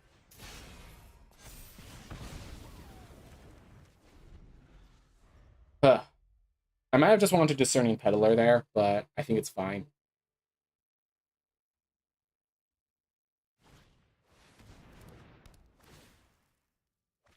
All right. Our opponent is having problems with lands, and we should take advantage of it as much as we can. Yeah, so I'm thinking we do this, and we just keep applying the pressure. So let's discard this land. Oh, beautiful. Legion Extruder kills the Vault Plunder and leaves us the Jailbreak Scheme. All right, we are now back on the aggression, but they are now back on the control. They are mana ruined. That is something worth noting. This is their first time with 4 mana. It's turn 6, I believe. Yeah, I believe I went second. So I got to 5 lands. All right, and they are just drawing cards, which is great if you're not dying. Unfortunately, our opponent is dying. I'm gonna play this. I'm just gonna keep swinging in. Next, if they play a big creature, I could Jailbreak Scheme it, make this the unblockable, attack in, bring them to 3, and I have 2 lethal attackers. So they do not want to play a big creature here. Our opponent is drawing a lot of cards, that is true, but opponent needs to apply some board presence or they're about to die. Fearless Rope Master pulls back the Razzle Dazzler, fair enough. 1, 2, 3, 4. They did good. So this would be 6. And then I'd attack with the Discerning Peddler, and they just Rope Master it again. I could... that actually put me in a... The fact that their big creature was a Rope Master specifically put me in a really bad spot. I can't double spell and attack with Razzle Dazzler on the same turn. Though I think I just get aggressive. I think I go with this one and just start applying pressure to our opponent. Basically saying, yeah, you have the Rope Master, but I'm slowly pressuring you towards lethal. If we draw, like, we have several cards that loot through our hand, like Seize the Secrets and stuff, that will loot through our deck. And all we need to do is hit that plus another spell, and Razzle Dazzler gets bigger, attacks for 3. They are now at lethal range off of a 2-drop. And if they don't do that, Discerning Peddler, again, lethal range off of a 2-drop. Satoru the Infiltrator. Good card. Good card. But yeah, they have to keep their Peerless Rope Master up to block right now. Alright, do I still have a Discerning Peddlers in my deck? Yes, I do. So I'm going to keep this land so I can discard it to the Discerning Peddler. 1, 2, 1, 2, 3, 1, 2. I don't have enough for Crackle. I have 7 mana. I want 8 for Crackle with Power, but I think the chance of them making me discard this is lower than the chance of me drawing Discerning Peddler and wanting it. To put it into basic terms. Then again, I could have drawn a Seize the Secrets. Let's see what other possible plays would. So, card draw. I have 2 Seize the Secrets, so maybe it would have been better to play the land. Alright. So here's the question. If I play Breaches, it doesn't really help me threaten lethal any further. And I have the Legion Extruder and a Razzle Dazzler. So I think I play the land in the case of Crackle with Power, so that it threatens lethal. And I'm going to hold the Breaches. If I get another land, I can Crackle. Like, I can Breaches. Whatever spell I play along with Breaches, gets a duplicate thanks to it. So yeah, Jin, they draw a card. So they are looting through their deck faster than we are. So they are going to get to the cards they need. But my creatures help stall the board, and their health keeps them from attacking. So this is going into the long game. Their deck favors the long game, but they are in a weird spot. If I play Breaches, they can't. If I play Breaches, they can't use Jin of Fool's Fall. Because if they attack with that, no, they can still use Jin of Fool's Fall. I think we just have to wait for the double spell. To say, hey, you left up all this mana, I'm not playing into your counterspell. I'm leaving the island in my hand for the case of a Discerning Peddler, but at the same time, I do recognize there is the issue that there's a black 3-mana target player discards 2 cards that I'm walking straight into. They don't even attack with a Jin of Fool's Fall. That is very good for me. All right. Being the legendary, I think we want to play this one first. Prom, do you have the hard counter? Because if you don't have because there is a one that counter unless they pay 2. And because that spell exists, I am now playing the land. Because this prevents that from being used. Awesome. Now Crom becomes bigger. Razzle Dazzler threatens is threatening lethal soon, and the Breaches is now play. Crom gives us card draw, very potent right in this position. They are probably thinking, do I counter a spell or do I bounce the Razzle Dazzler? They probably don't have a position where they can do both. And I don't think there's any way for them to counter spell activated ability or triggered abilities. So I'm getting the card draw off of Crom. So yeah, I think they were holding up 2 mana counter target spell unless its controller pays 2, and we're hoping I double spell. Ooh. Alright. So they kept themselves out of the Razzle Dazzler range. But so they were just deciding, do I need to kill this Breaches or do I need to kill this other guy? And alright, so now I have a flyer, a menacer, and a creature, and a 3/3. I need 2 to get through to get lethal. Do they have another kill spell? I will say our opponent is in the winning seat right now because they just stopped our unblockable, and we drew a land. The land is devastating for us. Absolutely back-breakingly devastating for us.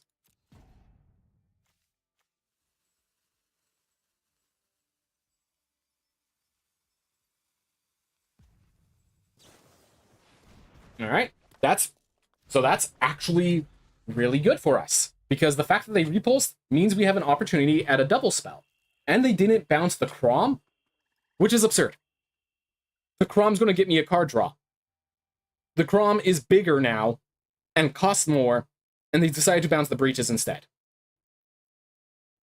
All right. Okay, so they had a kill spell for the Crom, which is why they wanted to go that way.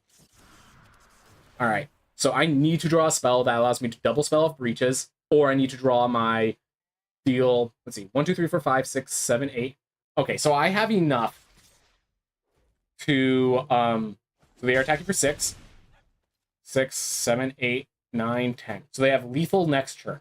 So I have a Crackle of Power as my way out. I have Breaches as my way out. If I draw Discerning Peddler, do I have to go for the Crackle, or can Breaches get me a win? I think I have to go for the Crackle, which means I need to leave my mana up. I need to discard the Breaches to go for my Crackle of Power if I draw my Discerning Peddler. Any other outs? I mean, we just need to draw playable cards. That's the main theme. Kind of annoying, so many games have been won or lost on the back of lands. Both for me, like, I'd rather just have more consistent games, but that's Magic for you. So I'm not going to complain too much. If we draw a 3-drop, we could Breaches, play the 3-drop, hopefully hit Tails, kill their Jin, and then this game keeps going for a while. They're holding up something. I'm reading the 2-mana counter target spell, and yeah, that sort of stuff. All right, so they commit a crime. They decide to mill themselves, get their lands off their top deck, and that is game. Yep, 6, 7, 8, 9, 10, 11, 12 of our lands. Half our deck has gone through, and we got 12 of our 16 lands. Do we survive? So they attack for 6. I block there. deal 7, 8, 9, 10, 11 damage. If I play Breaches, that gives me an opportunity for another... this gives me another opportunity for Crackle of Power. That's the only reason I'm playing it. I am chump blocking the Loan Shark and the Peerless Rope Master, taking 6, 7, 8, 9 damage, and just hoping I survive. That is currently what the plan is, but if we keep drawing lands, that's it. You have to play to your outs, and I am playing to them. And seize the I think at this point I have enough lands to seize the secrets into Crackle with Power. Yep. Because I played the land, I will have okay. GG's.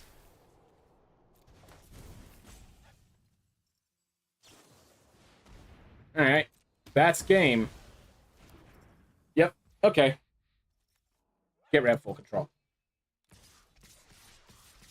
Yep. So unfortunately, they had the kill spell. I never drew my Crackle of Power. Even though I went through half my deck, I drew 12 lands, but so did they. 5, 6, 7, 8, 9, 10. I did notice a lot of games where the opponent stumbled and they still found their way out. Yes, I like this match because it was a big back and forth. There was play and consideration to be done. So yes, I did like the match even though I lost. Opponent just spent a lot of turns drawing cards, and I couldn't answer that problem. So there was actually an inconsistency issue. I think the best way to describe it is the double spell deck is not aggressive enough to be an aggro deck, but also because you're reliant on double spelling, it's not controlling enough to be a control deck. You have to be low enough. Your curve has to be low enough to the ground. It would have been better if I just turned this into more of a control deck. I think that was the answer. I think that was the third loss. Oh, I have one more game. Cool, I have one more game. Should I try to put in the Iron Fist Pulverizer and head this towards a control deck? Should I put in the Highway? No, the Seize the Secrets is enough. Yeah, I think I just got notably unlucky. Honestly, though, I do think I get rid of the Mind Raider and put in the Iron Fist Pulverizer. I think our games have shown that our top end needs more pressure. We have enough 1-drops and 2-drops and stuff. Yeah. All right. It does suck. This means the Hellspurt route has less of a curve, but it looks like our games are going to the late game anyways. We don't have enough of an aggressive curve that a turn 4 Hellspurt route would win us the game. So we just keep on keeping on. Iron Fist Pulverizer isn't exactly where you want to be, but 5 mana 4/5 reach is kind of where this deck needs right now. We are getting into the late game more often than we want, and there is nothing we're doing there.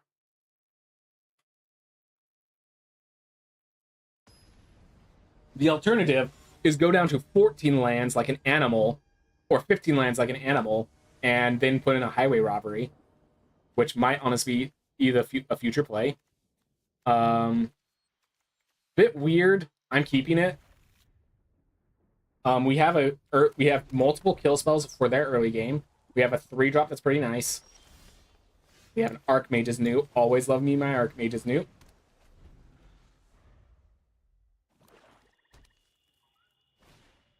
Hello, Agonist. Alright. I think I'm going to Scalestorm Summoner. I'm not scared of the Aloe Animist. I'm not going to just throw out my kill spells this early. I'm also going to save the Archmage's Newt. Because one of the things I could do is I can Legion Excluder, Skewer the Critics. Like, I have options. Cool.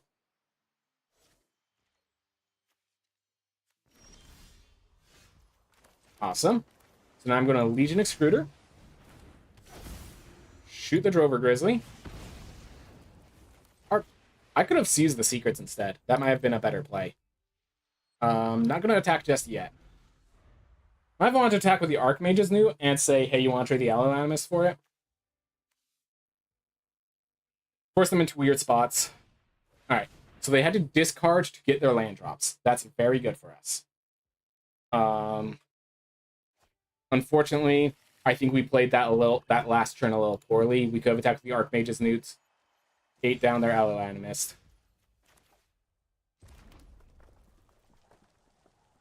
Okay, so here's an option. We can seize the secrets.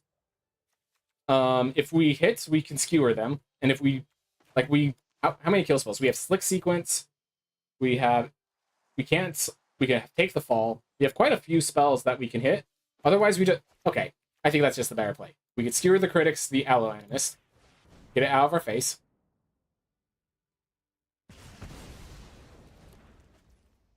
Attack with all.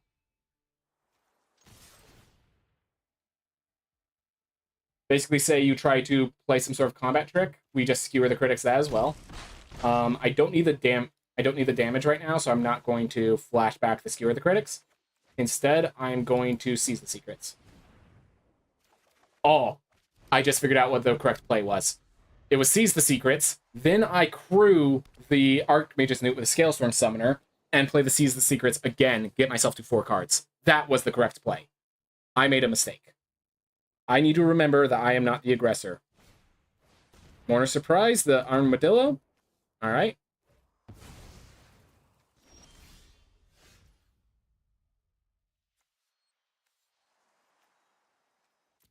So I kind of like attacking with all. I get a seize. I get both of these have a flashback trigger, and I could just immediately Crom and Lightning Helix their face, basically. Yeah. I don't think it's worth crewing because whichever one I crew, they will block. Here, I like this so much better. All right. I want the seize the. I want the skewer the critics and the seize the secrets. Yeah, this has spectacle trigger, so awesome. So I can start really hammering home. What? Why did it not let me? I can cast it for its spectacle cost instead of its mana cost. Oh, its flashback cost is equal to its mana cost. Got it. That pissed me off. Alright, well, here's the thing. They had an unfortunate accident instead of playing their Spinewood's Armadillo. So that puts me in a slightly better spot, but I am pissed. I am very angry at how that turned out. I want to make it clear.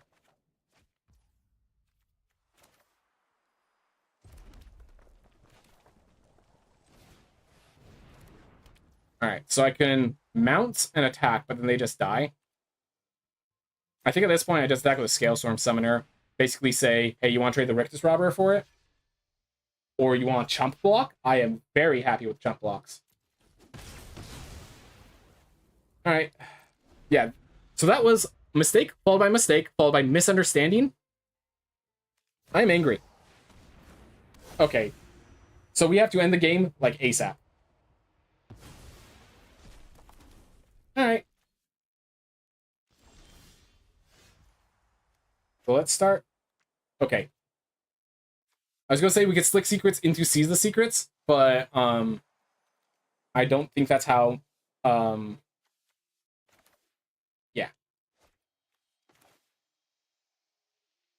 So I'm gonna Seize the Secrets. So I could Slick Sequence, Breaches, sacrifice the Legion Extruder, double shoot the Rictus Robber.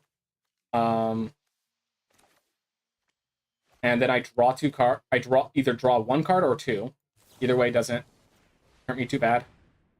Sacrifice an artifact. Alright, we want to get heads. So heads will draw us an additional card.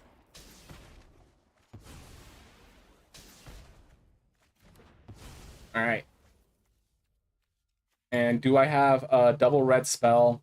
Now that we know how it works, we don't want to do that just to... So we can double crew the Archmage's Newt.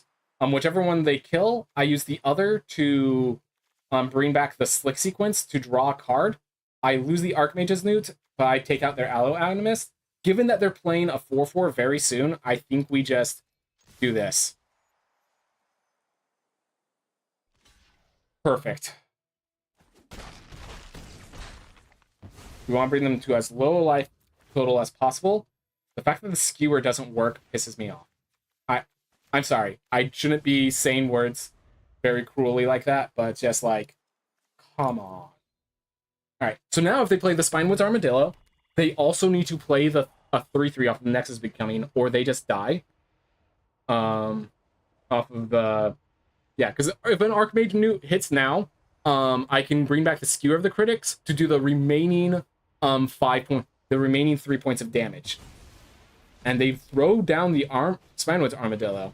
So they're planning to get a third creature. Okay, that's what they're planning to do.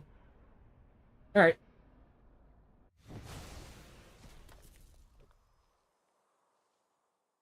So if I attack with both, okay, so this Nexus of Becoming is starting to take over the game, and we are drawing lands.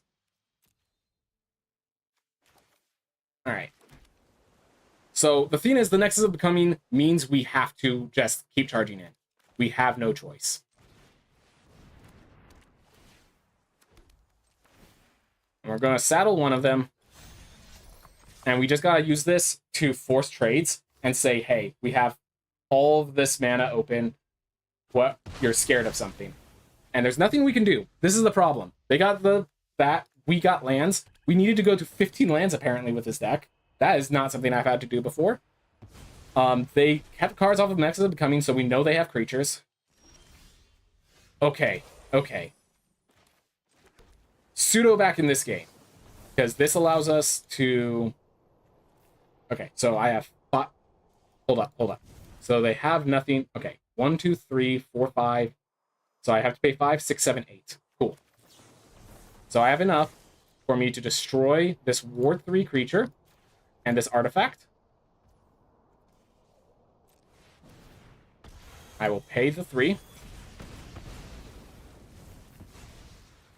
Then I will pump the Prickly Pear. Alright. We managed to somehow get back in the game when our opponent played a Nexus of Coming that lasted several turns. Now we just need to hope their mana flood is as bad as ours, or we finally draw the Cackle of Power we put in our deck and never drew.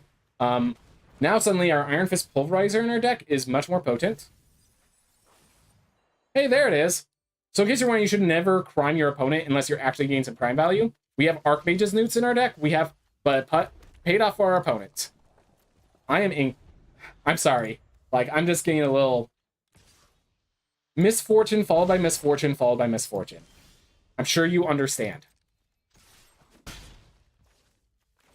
Alright. Well, we can't play through the Gakko with power out. So what am I playing to? Discerning Peddler into Jailbreak Scheme, into Hellspur Brute stuff. I see no reason to Jailbreak Scheme this Desperate Bloodseeker. I'm keeping the Mountain so that we can now discard it with the Discerning Peddler. Yeah. We're just hoping they're as mana flooded as we are, which it seems to be the case. This will bring out whatever they want to bring out. Okay, we've drawn 14 lands. We have 10 cards left in our deck. The Archmage's Newt did not work as expected, so that cost us a lot. We are milling out before our opponent is.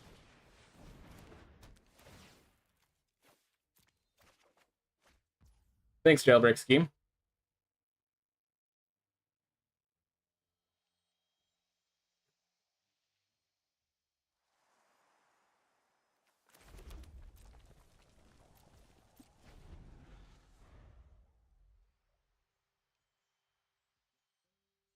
So they got 11 of their lands.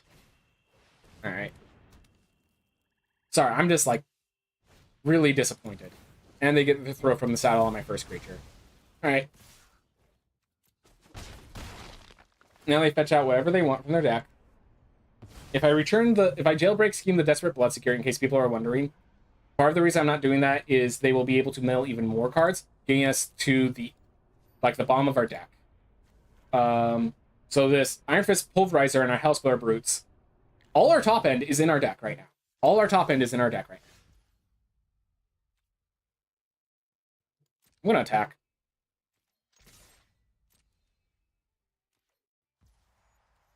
Alright, I'll take the fall on the following turn. Just slow down their Desperate Bloodseeker a little bit. And I just die, because I waited. And they gave my end steps, so there's nothing I can do. Let's see if there's an instant speed. Nope. Game's over.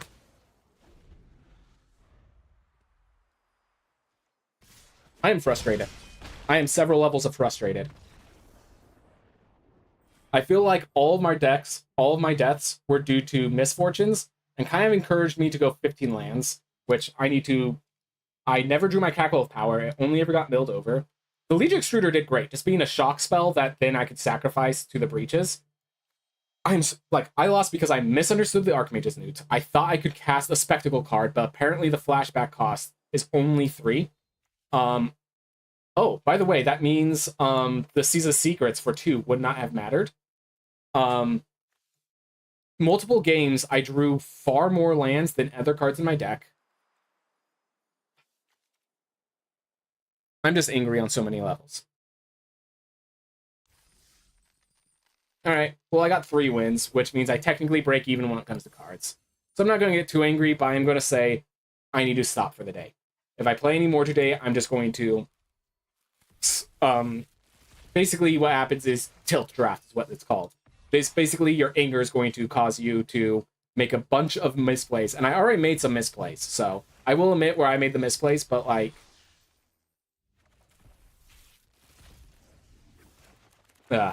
Alright, whatever. Move on. I have plenty of gems to do this another time. Let's just keep moving. Alright. Well, everyone, thank you so much for watching. I am going to be closing out the stream here very soon. If there's any last-minute questions, feel free to ask them. Otherwise, I'm just closing up shop. Thank you all for watching. I hope you all had a wonderful day. I hope that maybe my frustration was at least fun to watch. I do try to keep it chill. Apologize. I got this anger in me. Just gotta walk it off. Either way, have a wonderful day, everyone. Yeah.